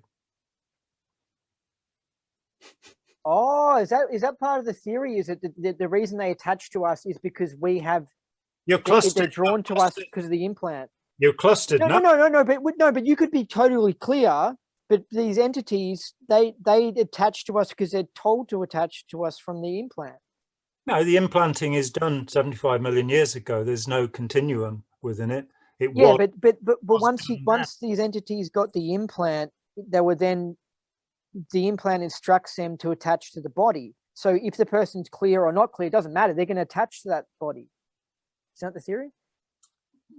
Not that I've seen, but let's even say that that's so. See, when I left Scientology, there was something that interested me that didn't seem to have been taken into account in the OT levels, and that is overt motivator.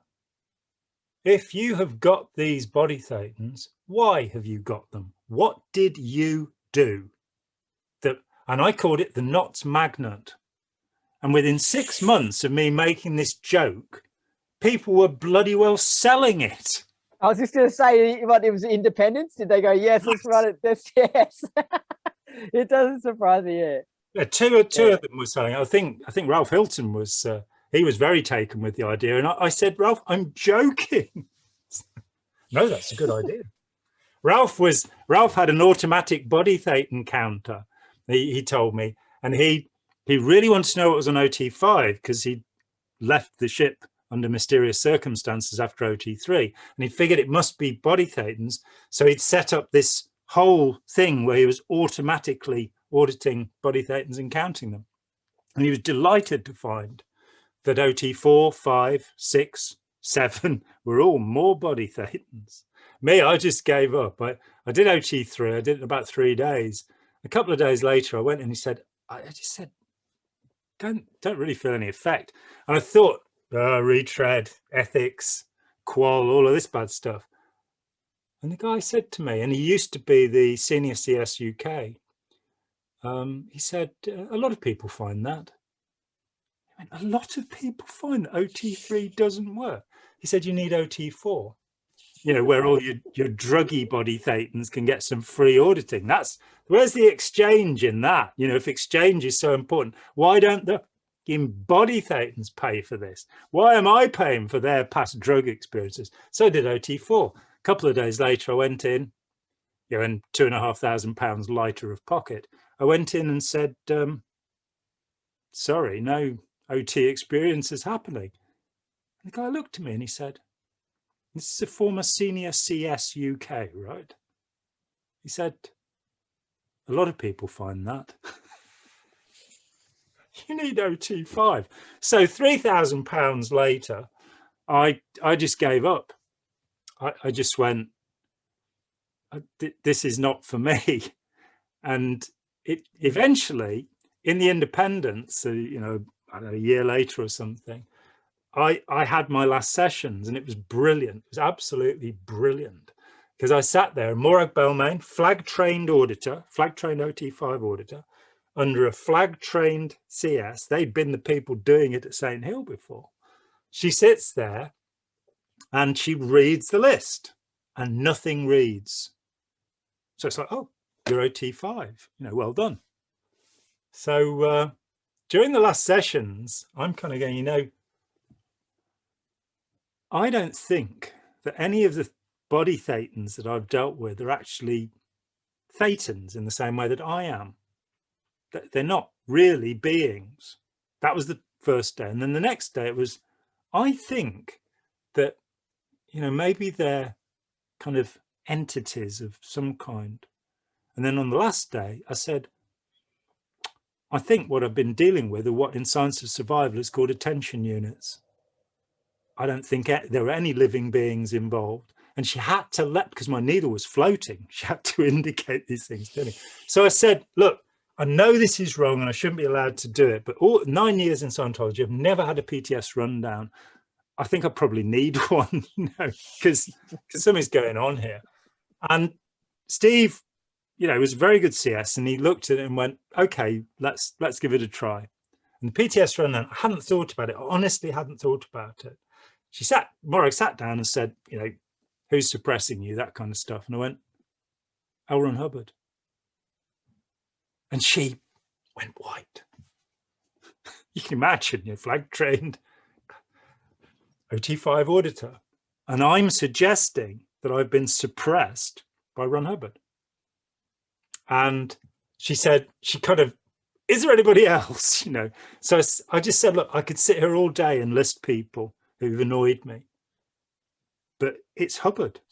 So she said, well, would you list some people? So I did. Nothing read. Well, Hubbard read.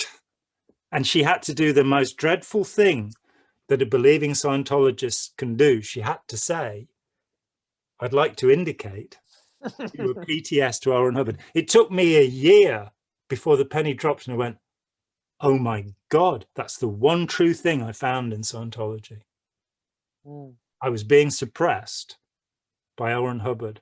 My capacity, my self-determinism, my intelligence, my willpower was all being funneled to serve L. Ron Hubbard. So I would, you know what his favorite statistic was? I was told this, that he used to have them time how long people applauded at the end, his picture at the end of an event.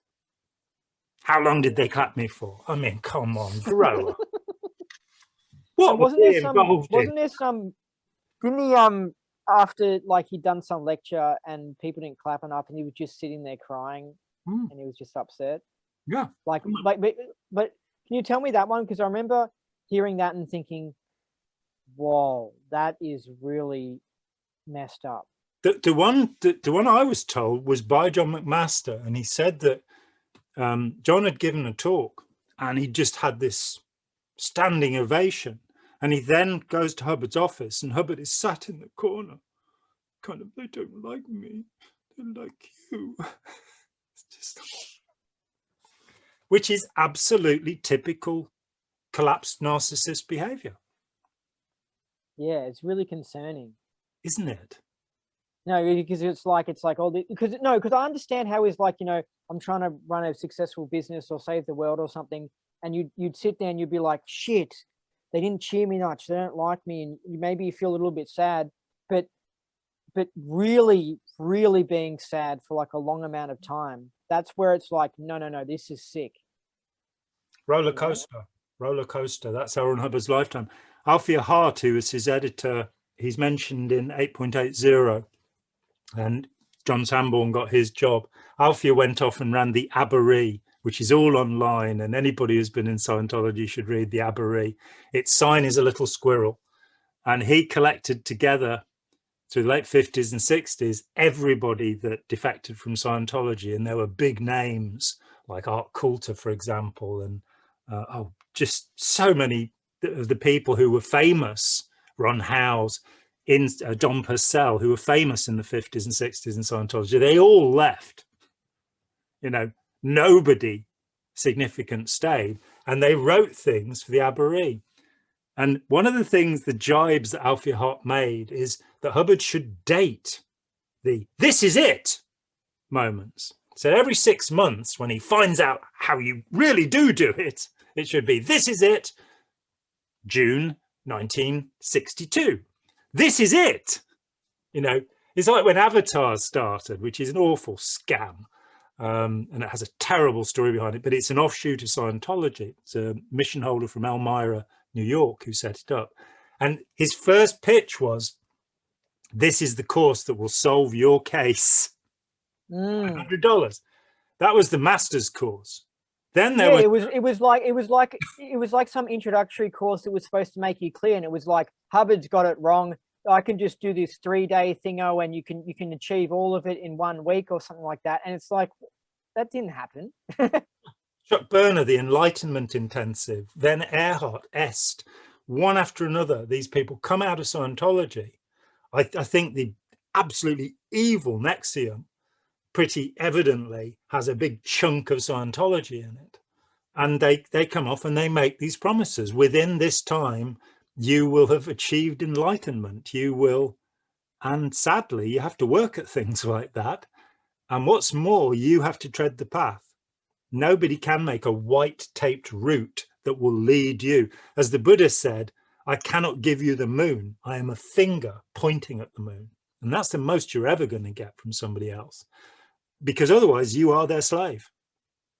You know, they've got control over you. And that is, you know, as Nibs Hubbard said, Scientology doesn't work as my father says it works. It works as he intends it to work.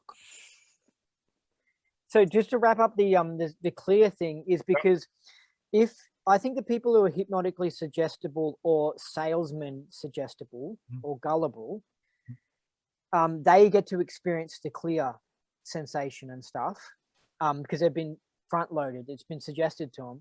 Yeah. And I don't know if I already told you this, but you know, I had a friend that just read the Dianetics book and didn't try the auditing, but one day he said he walked through a park and he goes, "Oh, I experienced clear and it was amazing." And that guy, I could imagine he would have been doing objectives or doing some auditing, and he would the next day would walk in and go, "Oh, I went clear," and "Oh, clear." You know what I mean? So like seeing him not even try the auditing but experience clear made me realize how the advertising works. So if you're not one of these people, right, then you could go into session and you could come up as a natural clear or a past life clear, or that, you know, you basically have body thetans and you have to go do OT2.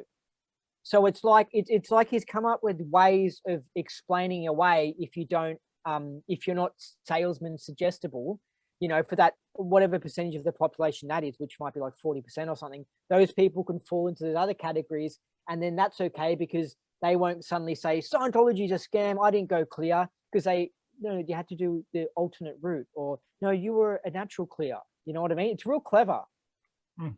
Oh, there's an excuse for everything. You know, that there's always an excuse. And when you look at those claims made in Dianetics, Modern Science of Mental Health in 1950, 272 people have gone clear. They've got maximum IQ, they've got full recall, they never get colds, and he knows this. You know how he knows this? Because he just made it up. It's that simple. And what's more, it's a natural phenomenon. How on earth did somebody like Mao Zedong get to lead a country? He was one of the most evil human beings, and everything he's about got the highest murder rate. I think he's got the highest murder rate. 70 million deaths. 70 million. This is a man who had a number of venereal sexually transmissible diseases, and who would just pick out the next girl he was going to shag, week in, week out, and infected all of these women. And yet in Tiananmen Square, there's this huge picture of him and his coffin in front of it. People like certainty. It's an uncertain world. When Hubbard said knowledge is certainty, as a Scientologist, that bothered me, because to me, knowledge is uncertainty. Knowledge is, as that is kind of true. Lao Tzu and Socrates both said it at a similar sort of time, he who knows he knows nothing. He who knows he knows nothing really knows. And that's my experience of life, that the older I get, the more I realize that I don't know shit, that, you know, there is so much to be known. So when somebody comes along like Adolf Hitler and says, I know what's wrong, we've got to kill all the Romanis, we've got to kill all the blacks, we've got to kill all the Jews, and then everything will be lovely. People believe it. And they believed it so hard that in surveys that were done in, I think, 1949 in Germany, It's a wonderful book called Exorcising Hitler. It's the last time that the Allies did surveys, because 50% of the German people still believed that Hitler had been the best leader possible, despite having ruined the country. You can fool half of the people all of the time, you know. With the, I think you'll really appreciate this. I don't know if you already know this, but you can watch it on YouTube, videos where a guy hands these girls marijuana joints, but it has no marijuana in it, and they all get high from it.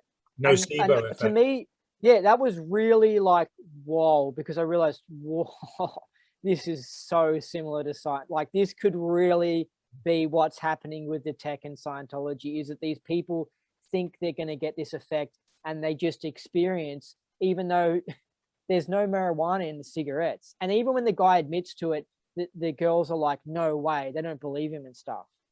It's amazing. And it'll work the other way, that you can give people morphine and tell them that they're having the placebo, and it doesn't have any effect. Yeah. So it's just like what we're capable of. And that, you know, if we could harness that, then it would be medically beneficial, there's no doubt. Not the nocebo, but the placebo. I think Hubbard knew this when he was selling Clear and creating this. I think he knew people had this ability, and then he was like, yeah, I'm going to take advantage of it. I think any good salesman knows that. Yeah. But evil, of course, I disagree with. I'm anti-salesman. Yeah. Yeah. And it's all about selling. It's all about, you know, how you get somebody to buy a car or a religion or what have you. The most shocking moment for me, for 10 years, people kept asking me after I'd left, and they knew I'd done all of this research and I'd written this book and all of this stuff. And they say, was he evil? And I'd go, I don't know. I'm pretty sure that he sometimes believed what he was saying. I think he probably sometimes thought he was helping people. But then I decided to look at just one thing. So I took all of the early books, which had these the lectures with these lovely indices, these lovely indexes in them. And I looked up hypnosis, suggestibility, reverie. I looked up whatever words, and I compiled that into the paper called Never Believe a Hypnotist. L. Ron Hubbard says it in Science of Survival: never, not ever believe a hypnotist. And yet he claimed he'd been hypnotizing people from the age of 16. And when I put together all of these quotations, I realized it was deliberate. I realized he knew exactly what he was doing. And yes, his intention was to control us. There are no OTs, there are no clears, there are no releases. People get high, people get happy, but marijuana is a much safer way of doing it, as he says in Dianetics, the Modern Science of Mental Health, by the way, which is something that Narconon don't seem to promote. But there's a lovely paragraph about drugs where he says this one seems to be innocuous. Alcohol seems to be the most dangerous. And well, if Scientology is so harmless, why are there just so many correction lists, so many different ways of correcting things, and so many stories of side effects? You know, like people pouring petrol over them after doing OT3, stuff like that. Yeah, it's a way of inducing. You know, I was surprised, you know, because eventually you've got to break the taboo. What are you forbidden from knowing? What do you ridicule? What do you, well, the psychs. So I decided, and I read Oliver Sacks' Man Who Mistook His Wife for a Hat in 1984. And that was the first book on neurology that I read. I've read tens since, because it fascinates me what's being said. I read books about psychology, and I came across two concepts that really bothered me. One of them is called depersonalization. And this is a psychiatric condition where you think you're outside your body. And I'm going, so Hubbard was trying to get us out of our heads. Hubbard was trying to get us out of our minds. Well, I had with my twin on objectives, he said he kept on having these experiences of feeling like he was up here, But the thing is, that's what Hubbard says in something. So I feel like he just got influenced. And I was like, how can you be like up here? Like, how do you experience things from up here? And he couldn't quite really explain it, but somehow he goes, I'm like this a lot of the time and stuff. And like, I think that he's suggestible. I think he's one of these people who can be affected by things. And that's how he was experiencing this thing. And he actually frankly showed signs of being insane, and his mother actually did as well. So I think a lot of it's inherited and stuff.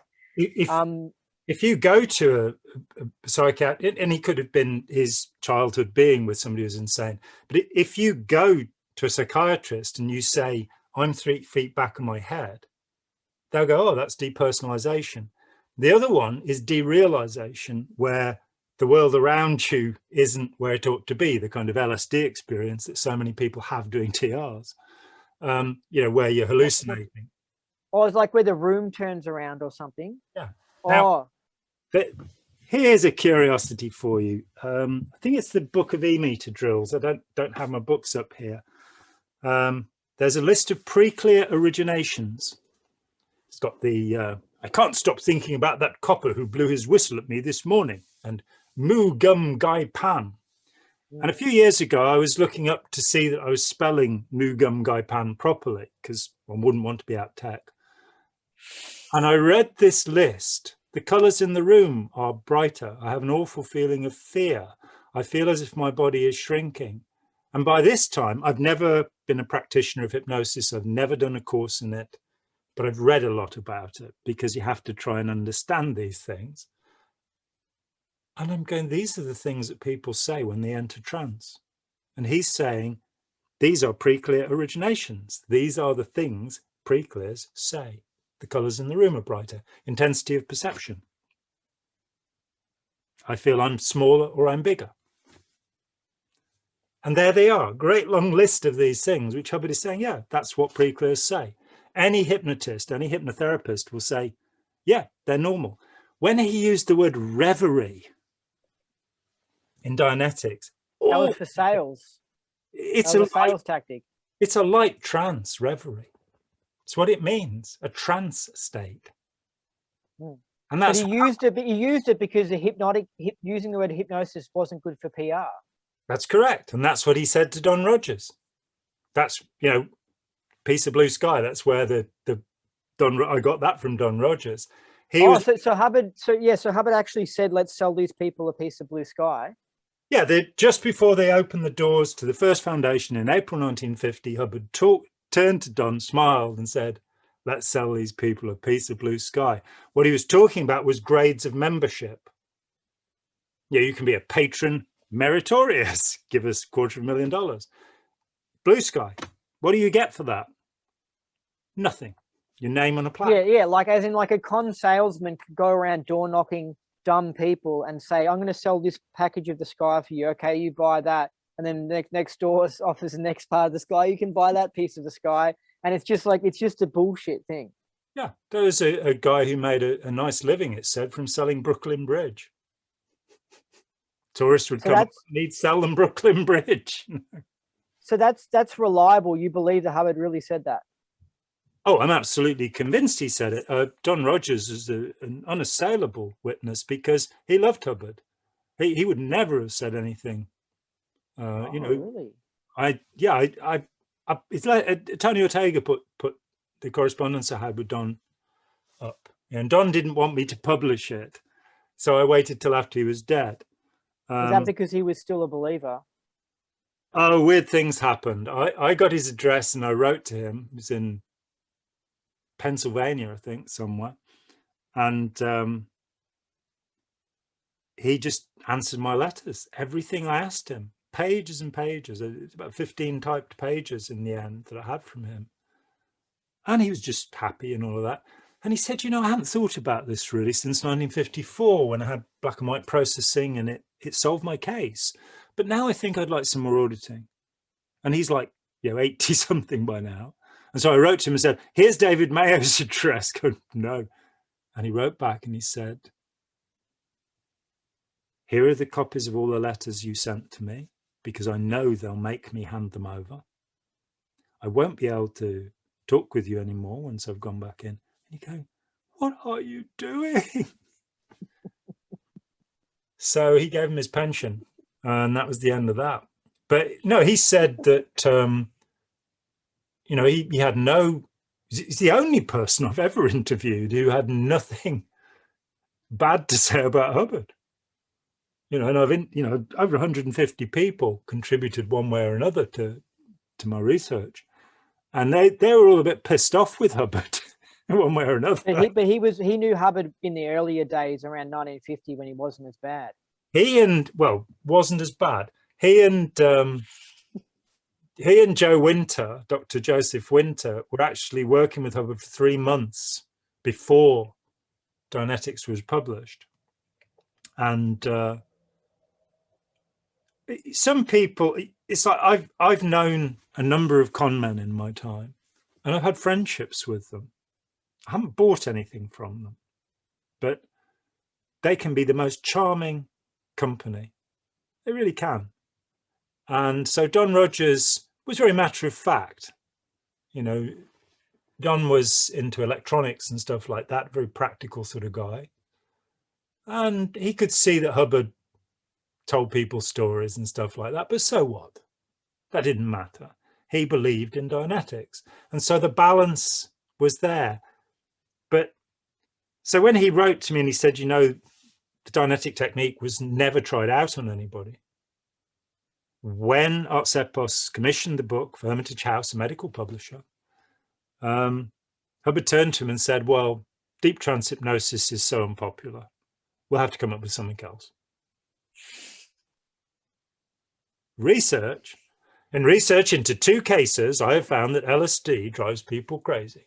In research into 1 case, I have developed List 11 and the Introspection Rundown, which will later kill Lisa McPherson and probably quite a lot of other people. I have solved insanity by locking Bruce Welch up. And what happened to Bruce Welch afterwards? Nobody knows. Well, there's a story of, I think, someone on the ship going type 3 or whatever, and Bruce Welch. Is it him? Yeah. Well, they just throw him off the ship. I mean, if they really had definite workable tech, then you wouldn't just have to offload these people who go insane. Did Bruce Welch go crazy on the tech, actually, from doing the tech? It's curious. Mike Rinder, one of his first jobs after he was enslaved and human trafficked, because that is what happened to him, 18 years old, he had to watch the door of the cabin that Welsh had been locked into, and they'd actually chained the door to make sure he couldn't get out. Welsh was a big guy. And he watched the door to make sure that nobody made any noise. Nobody talked outside the room, because the idea was this isolation thing. You know, nobody communicates with him. He said when they put food in there, 4 people would come, 3 of them to hold the door so he couldn't get out, and the other one to push the food in. And so Karen de la Carrière watched this video and she said, oh, she was a class 12, right? Hubbard was working on the L's. She was one of the people there. He said, actually, Hubbard was sliding notes under the door to him and getting notes back. And the reason he'd been locked up was because he said he was going to kill Hubbard. So he's was he upset about Hubbard because the auditing sent him crazy, or?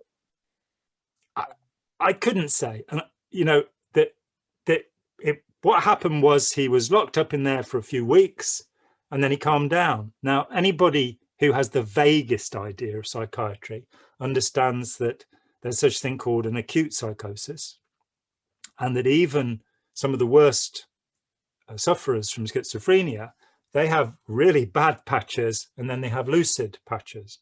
So that after a few weeks, he wasn't. Mike said that he tore up the metal bunk in the room and fed it out of the porthole. There was a metal cabinet. He tore up a metal cabinet and pushed the bits through. So he was having a little bit of a psychotic episode there. But it's quite normal, and it's absolutely usual for somebody to calm down. When he calmed down, he didn't then continue in Scientology as a sane person. He was offloaded. Mm. Huh? So then another friend of mine said, oh, Bruce Welch. I was on course with Bruce Welch on the ship just before it happened. And he was a very odd sort of character, very big and very quiet. And suddenly he got pissed off with Hubbard, you know, but that was the whole research that cures insanity. That's all Hubbard needed to do to announce that there was no more reason for psychiatry. I thought he'd come up to present time. I thought that was supposed to solve it. Yeah, well, every 6 months there's a new solution. You know, what can I? All right, we're coming towards the end of this. So yeah. Mayo didn't, in my opinion, Mayo didn't seem to believe in clear, because he said that the clear is like a harmonic where someone gets more and more clear. That just, to me, indicates someone gets more and more happy as they do auditing. So there is no some amazing state of clear. He's just not directly saying that. Do you know what I mean? Mayo eventually said that all of Scientology is complete nonsense. In my last conversation, no way. Are you serious? No. All right, you got to tell me about that. I talked with him for 3 hours in 2013 when he heard that I'd come back, because I left the building in 1996, and I came back because I realized that people weren't getting Scientology out of their heads. They were leaving, and they might change the word overt motivator sequence to karma, and they might even know the word vipaka. They usually didn't. They kept on believing, because it's not just that. In any authoritarian, it is in any authoritarian group, though, that the tendency is, when people leave, they don't examine the dogma. They go, I'm not doing that anymore. And I've at conferences where I've spoken over the years, and people are talking about critical thinking and this, that, and the other. In recovery, you know, all sorts of things. And I say, the heart of recovery is saying, do I believe this? And if you do, you know, when I left, I kind of went, I reject everything, but I will reconsider it piecemeal, bit by bit. And whatever I consider to be true, I will readopt, because I understood that if I didn't reject it all, I wouldn't be able to get outside it to look at it. So, you know, when I did the data series evaluators course, you know, the greatest course on logic ever devised by man, just like the flag executive briefing course was the greatest on management, you know. And there's, of course, the wonderful issue on how to put flowers in a vase, you know, that a technology that had never been seen by humanity before. But my first stop was using the data series to critique the data series. And you go, oh, data series 48 out of sequence. The data series policies must be read in sequence, but you can't know that until you've read the 47 before. Do I make my point? I don't get it. I don't get what you're saying. Data series policy 48 says, it's called out of sequence, says you must not read these policies out of sequence. So that should be data series 0. Yeah, you have all the data, but if all the data series are in order, then that's okay by the time you get up to 48. But you can't pick and choose. You can't look among them. You can't recommend one of them to somebody. They've got to be read in sequence, but you can't know that because of the illogic, the out point, that what should be the first thing you read, which is you must not read these out of sequence, is the 48th thing you'll read, unless, of course, you read them out of sequence. You get me? Yeah, okay, yeah. Then I started looking at, okay, Scientology, what are the most important pieces of data? Who knows? Where does it say what they are? And this is my claim. The only place that you can actually see the order of importance, as Hubbard calls it, for Scientology is not in Scientology. It's in let's sell these people a piece of blue sky, because I had to, at the end of the book, explain the cosmology of Scientology. And the first point is, before the beginning was a cause. And the entire purpose of the cause was the creation of effect. That is the senior primary datum of Scientology, the first factor. The second is the first axiom. Life is basically a static Static has no mass, no motion, no meaning, no location in space or in time. It has the ability to postulate, misdefined word, and perceive. He means wish when he says postulate. He doesn't mean a basic philosophical premise, which is what the dictionary says, but propaganda by redefinition of words. There is no sequence. There is no order of importance in Scientology. That really bothered me. It's like, if this is the most logical and rational thing, why is it just this huge bag of material and nobody can get their head around? Then you find Hubbard saying that when somebody becomes an authority on a subject, they gain altitude and they will protect that altitude, and they'll make the subject more confusing than it needs to be. It's in a lecture buried in the middle of this morass of material. So I rejected it all. I said, I don't believe any of it anymore. That was in 1984, beginning of 1984. From that time to this, having reconsidered ARC, the 8 dynamics, all of the foundations, there is nothing of value in Scientology. Because anything that appears to have value, as Hubbard says, you must always look to the original source of a piece of information. Now, I had a clue on this very early on. When the marketing series came out, I read it. And in it, it said, it talked about positioning. And he said, this idea comes from Positioning the Battle for Your Mind by Rees and Trout. So I read it. And I went, Hubbard didn't understand what they're saying. That's kind of interesting. And he would later say, you look to the originator of the idea. And that's the point. Anything that's valuable in Scientology comes from someone else. And Hubbard had a nasty habit. If you want something to persist, you must add a lie to it. Why does Scientology persist, if that is true? What is the alter-isness in Scientology that means it persists? Well, it's very simple. It's the lie that it works. It doesn't. It doesn't make OTs. It doesn't make clears. It doesn't make releases. It doesn't make people who are pro-social and are doing something positive for humanity. It makes egomaniacs who are earning as much money as they possibly can buy, beg, borrow, or steal to give to Scientology. That's what it makes. It doesn't make world-changing people. The amount of criminals that I have tracked through Scientology. Yeah, we've just got this thing with David Gentili. You know about the David Gentili case? He's a Scientologist based in Clearwater, and he's been arrested for a $1.8 billion Ponzi scheme. That's $1,800 million, and for laundering money for the Russian mafia. Now, this is a Scientology OT who is highly connected with the other rich Scientology OTs. Ethics, you know, where do these people go? What happens to them? You know, you end up with David Miscavige at the top of the pile. Ethics? You know, this is a corrupt criminal group. And it always was. Always was. Yeah, I noticed it was strange when I was talking to a long-term Melbourne Scientologist, and he told me about this guy, and recently he gotten in trouble for basically hard sell, I think, some sort of insurance company. Their name was, I think, Tony something. And he's gotten in trouble with the regulators or whatever because of the hard sell. And I think his argument was it's my religious belief or something like that, you know, which it is his religious belief. But then I think he told me about the same. I think he said that same guy or another guy back when he was younger, like in the early 90s, they were doing some similar sales thing, and they were basically selling insurance to dead people, like people who didn't exist. They weren't alive anymore.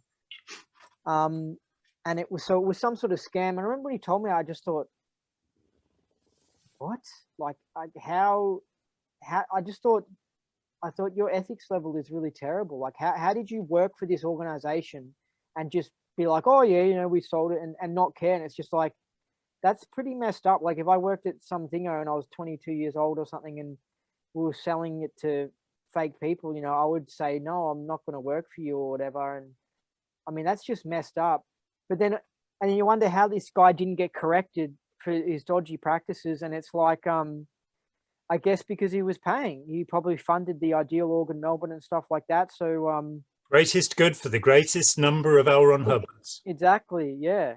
With the alter is statement, I was going to ask you that exactly. So explain to me what you think the meaning of that is, because as a Scientologist, when you hear it, I mean, I don't think anyone understands. I mean, what the hell is it? My understanding is that it's like if you change something, it makes it like a confusion, so it hangs around. Well, the initial state of the universe is as it is, and it isn't, because it's all mocked up. Yep.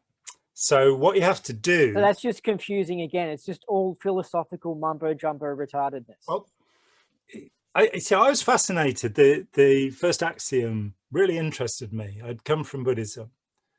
And here was a philosophical suggestion. The universe is kinetic. There are no solids. Everything's moving. It's all of these little quarks making up, atoms and particles, making up particles and atoms and molecules, and they're all buzzing around all the time. Everything is moving. In Christian theology, and my interest is philosophical in Christian theology, I'm not a Christian, there is the statement of the prime mover unmoved, this idea of God. Prime mover unmoved, that which does not move, that which is eternal, that which is always the same. Hubbard lifts this idea and drops it into this idea: life is basically a static. It has no mass, no motion, no location in space or in time. So that's your beginning. That's who you are. In fact, when in 8008, he says that he's going to take the infinity of the universe, the first 8, and reduce it to nothing. And he's then going to take the nothing of the individual and increase it to infinity. But it's easy to skip over the bit where he says, you're nothing. Because when you come to Scientology, you're zero, you're nothing. And of course, the life static is nothing, no location. So I agree, it's a metaphysical idea, but that is the foundation of Scientology. And until you've gone through that gate and realized that he's actually telling you you're nothing, and that the state he's going to get you back to is one of nothingness. That's what he's selling you. So he's saying that the universe comes about because all of these nothings find out about each other's existence. And this is another significant point in Scientology that is not emphasized. The only place I know of it, and I'd be very happy if anybody has lasted this long and wants to make a comment, but the only place I know of is Creation of Human Ability, Route 2, Process 47, Separateness.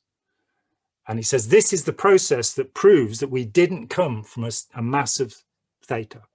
We're all individuals. Which is a line from the life of Brian, by the way. You are all individuals. We are all individuals. You are all different. We're all different. I'm not. One of the great lines in history. It's being put forward, therefore, that you have always been and will always be. This is differentiated in Hinduism, where you are Atman, the spirit, Jivatman, the individual spirit, but you are part of Param Atman, the great spirit, Brahma. So he is going away from that. He's saying you've always existed, you always will exist, but the universe is mocked up. It's made up. And the way you make it up is by pretending that it's there. And the pretense is alter isness, adding a lie. And isness, which is what we actually perceive, is a mixture of what really is the foundation, nothing, and the lie that there's something there. If you want something to persist, you have to enter a lie into it. It's an axiom. It's a foundational principle of Scientology. And what that became was that he would read positioning Battle for Your Mind by Rees and Trout, and he would alter it. And what I found as I set about, and you can find it, Possible Origins of Dianetics and Scientology, I found tens of things where they'd come from, where he'd taken the idea from, and how he'd altered it to make it into Scientology. So if you want the real deal, you have to dig underneath what he's saying, because his intention was not to liberate you. His intention was to trap you. Thank you. So, like, well, I always got confused by it, because if I thought of, like, let's say you make a really good dictionary, and I would say, no, don't put a lie in the dictionary, do good definitions and stuff, and that'll make the dictionary persist because it'll be successful. Everyone will go, this is a great dictionary. Yeah, he's talking about his own process, which is one of the things that fascinates me, that if you want to understand a narcissistic sociopath, then Hubbard's a really good study, because he often says things that point in the direction of his type of personality. And I do feel at times that he was trying to cure himself, that he realized that he was a rotten, dreadful human being, and he kept trying to become a good human being. But it only takes a look at, have you read the Affirmations? Yeah, that's really interesting. That's like, whoa. Yeah. And then you mentioned earlier how in the 80s he realized that he'd failed and he'd given up, and he became it seems like he became an alcoholic, and he just wrote Mission Earth, and he was just like, I give up. Because he sort of, and I think at 85 he sort of disconnected as well from the church. He just said, I don't want any comms or anything, and just gave up or something. Yeah, and there are ideas that maybe Pat and Danny Broker didn't treat him as well as they might have done. That Miscavige was developing a sort of contempt for him, and that they were starting to look at what they could get, because I'm pretty sure that by this time he was suffering from dementia. The accounts of people who met him at this time, he sometimes was, just the way that he kept having his house rebuilt, that it'd be, I want it ranch style, and then it'd be, I want it Japanese. Then he never moved into the house. He was there for 3 years or something, and he was just living in a kind of big caravan, because he couldn't make his mind up about anything anymore, because the body thetans had taken over. The lunatics had taken over the asylum. So with this lie persisting thing, it's, to me, this line has persisted because it's bizarre to get your head around. But whereas if he'd made a quote that said, you can run a successful business by doing a good job, that to me just makes sense, and I understand it, so it doesn't persist for me, because it's like, yeah, I get that. But this bizarre line that he says, it's like it's almost a prank saying that line in itself, because it's like, I'm going to say something that's going to persist because it's going to confuse the hell out of people. Yeah, and confusion is the gateway to control. And it's got nothing to do with gullibility. You can take the most highly intelligent. I mean, I knew a NASA physicist, a PhD, who was a course supervisor. In fact, one of the guys on the Apollo program was a Scientologist. You can take highly intelligent people and confuse them, and then they'll do what you want, which I think is pretty much what happened. And I mean, I have just this one thought, which is that if one had achieved a high state of being, one would be able to listen to everything I'm saying and go and check it.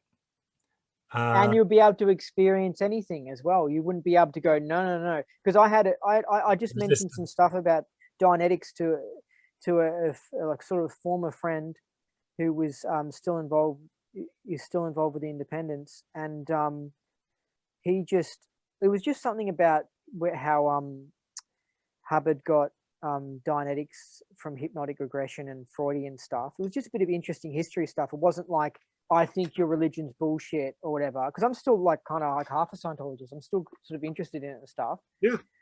It wasn't a direct attack on him. It wasn't like a rude thing, but he said something like, I can't handle these communications. I don't want to talk to you again, basically. And it's like, this guy cannot experience anything. Tone level of fear. Yeah. Yeah.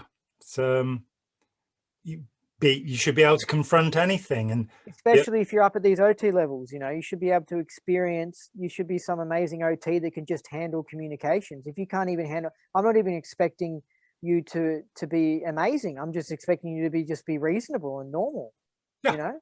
Yeah. And it's always that thing when a belief invokes intense passion, where people can no longer discuss, calmly what they believe, then they've become a fanatic. And fanaticism is not safe for human beings. It really isn't.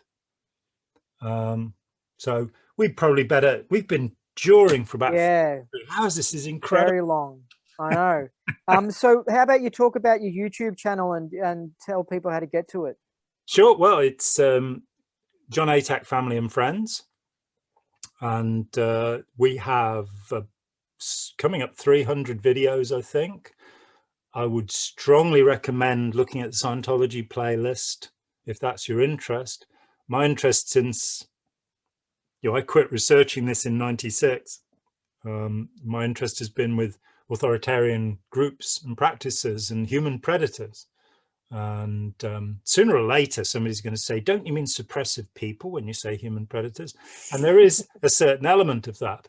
But I'm interested in preventative work in getting teenagers, particularly, so that they won't get into abusive and authoritarian relationships. And for me, the core of Scientology or any other, to me, harmful group is that they don't actually increase self-determinism. They increase compliance with other people's ideas. So I've done a lot of work on this, and we've done loads of videos. I've interviewed all sorts of fascinating people. Run Miscavige was quite good fun. And it's free. So people should go there and they should subscribe and like and share and give me money, which is always a good thing because people haven't really done enough of that. See, I thought, you attack Scientology, the CIA will fund you, I've never been approached by the CIA. It's so unfair. Or the mainstream media would have give you a big bunch of money or something, or the bankers or whatever, and say, yeah, Johnny, come on. I've worked on 200 media pieces. I've been paid for about 8 of them. And the most I've been paid for a media piece was £600. So I don't recommend it as a career. I really don't, Yeah, most of the people attacking Scientology are former Scientologists themselves. That's what you realize, because when you're inside it, you think, oh, yeah, this is some bad person who's attacking Scientology or whatever. And then you don't realize, no, these are people who have done Scientology, okay? And the reason why they're doing it is because they're angry about their experience and they're trying to expose what was going on. And a lot of them were close to Hubbard, He had no friends. We said the last time that no friend. Yeah. How is it this wonderful man had no friends? I was, okay, I'm a bit contrarian. When I left, I went, I've been lied to. I've been persistently lied to. I'm going to go and talk to the SPs. And so I just started finding people who'd been declared suppressive. And they were such nice people. They were such considerate people. I didn't find anybody who had fangs or was, drooling. They were friendly. What's more, when I checked the evidence they gave me, it checked out. In fact, it was surprising how accurate the stories were and how particular people were. I remember meeting Cyril Vosper, who wrote The Mindbenders, and he was 14 years in Scientology and then wrote The Mindbenders in the late 60s. And he was just such fun. He was so amusing. And when I first wrote to him, I still believed, in the months after I left. And so I wrote, because I was meeting the SPs, and I wrote to him and said, oh, great, Scientology's left the mother group. We can do it now. It doesn't cost a fortune. And Cyril wrote back to me and he said, I don't think that Scientology can exist outside a fascist organization. And it kind of, it can a little bit, but not, it's not quite the same. No, it's not as much fun. And let's face it, if the RPF isn't fun, it isn't Scientology. Because Ron said, if it isn't fun, it isn't Scientology. Big fat liar. So when people are searching on YouTube, they type in JONATACK and family, and that should come up. Yep, that will. Okay, great. Picture of a golden flower. Good. And I'm going to next week I'll ask you just a little bit about Avatar and the next interview a little bit about Avatar and Landmark, because I just find that so interesting. I don't know a great deal about them, but I do know. I know something about the foundation of Avatar actually, which is worth telling. Landmark and the whole S thing it's kind of influenced by Scientology, but I'll ask about Avatar then. I'm just a little bit interested in that. And then I've still got some other questions here, but that was good. I think we got to the bottom of some things. I think we did. Yeah. So, all right, I've been Andy Nolch. And do you want to say anything? Yeah, I'm Jon and it's been great, Andy. It's been a real pleasure. Thank you. Great.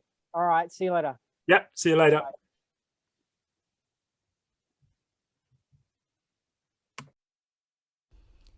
Hi, Jon here. Thanks for watching. We'd appreciate it very much if you would click like, as well as subscribe, and click the bell for notifications. Every dollar helps, and we welcome new patrons on Patreon, or you can make a one-off payment with any currency through PayPal. Thanks so much.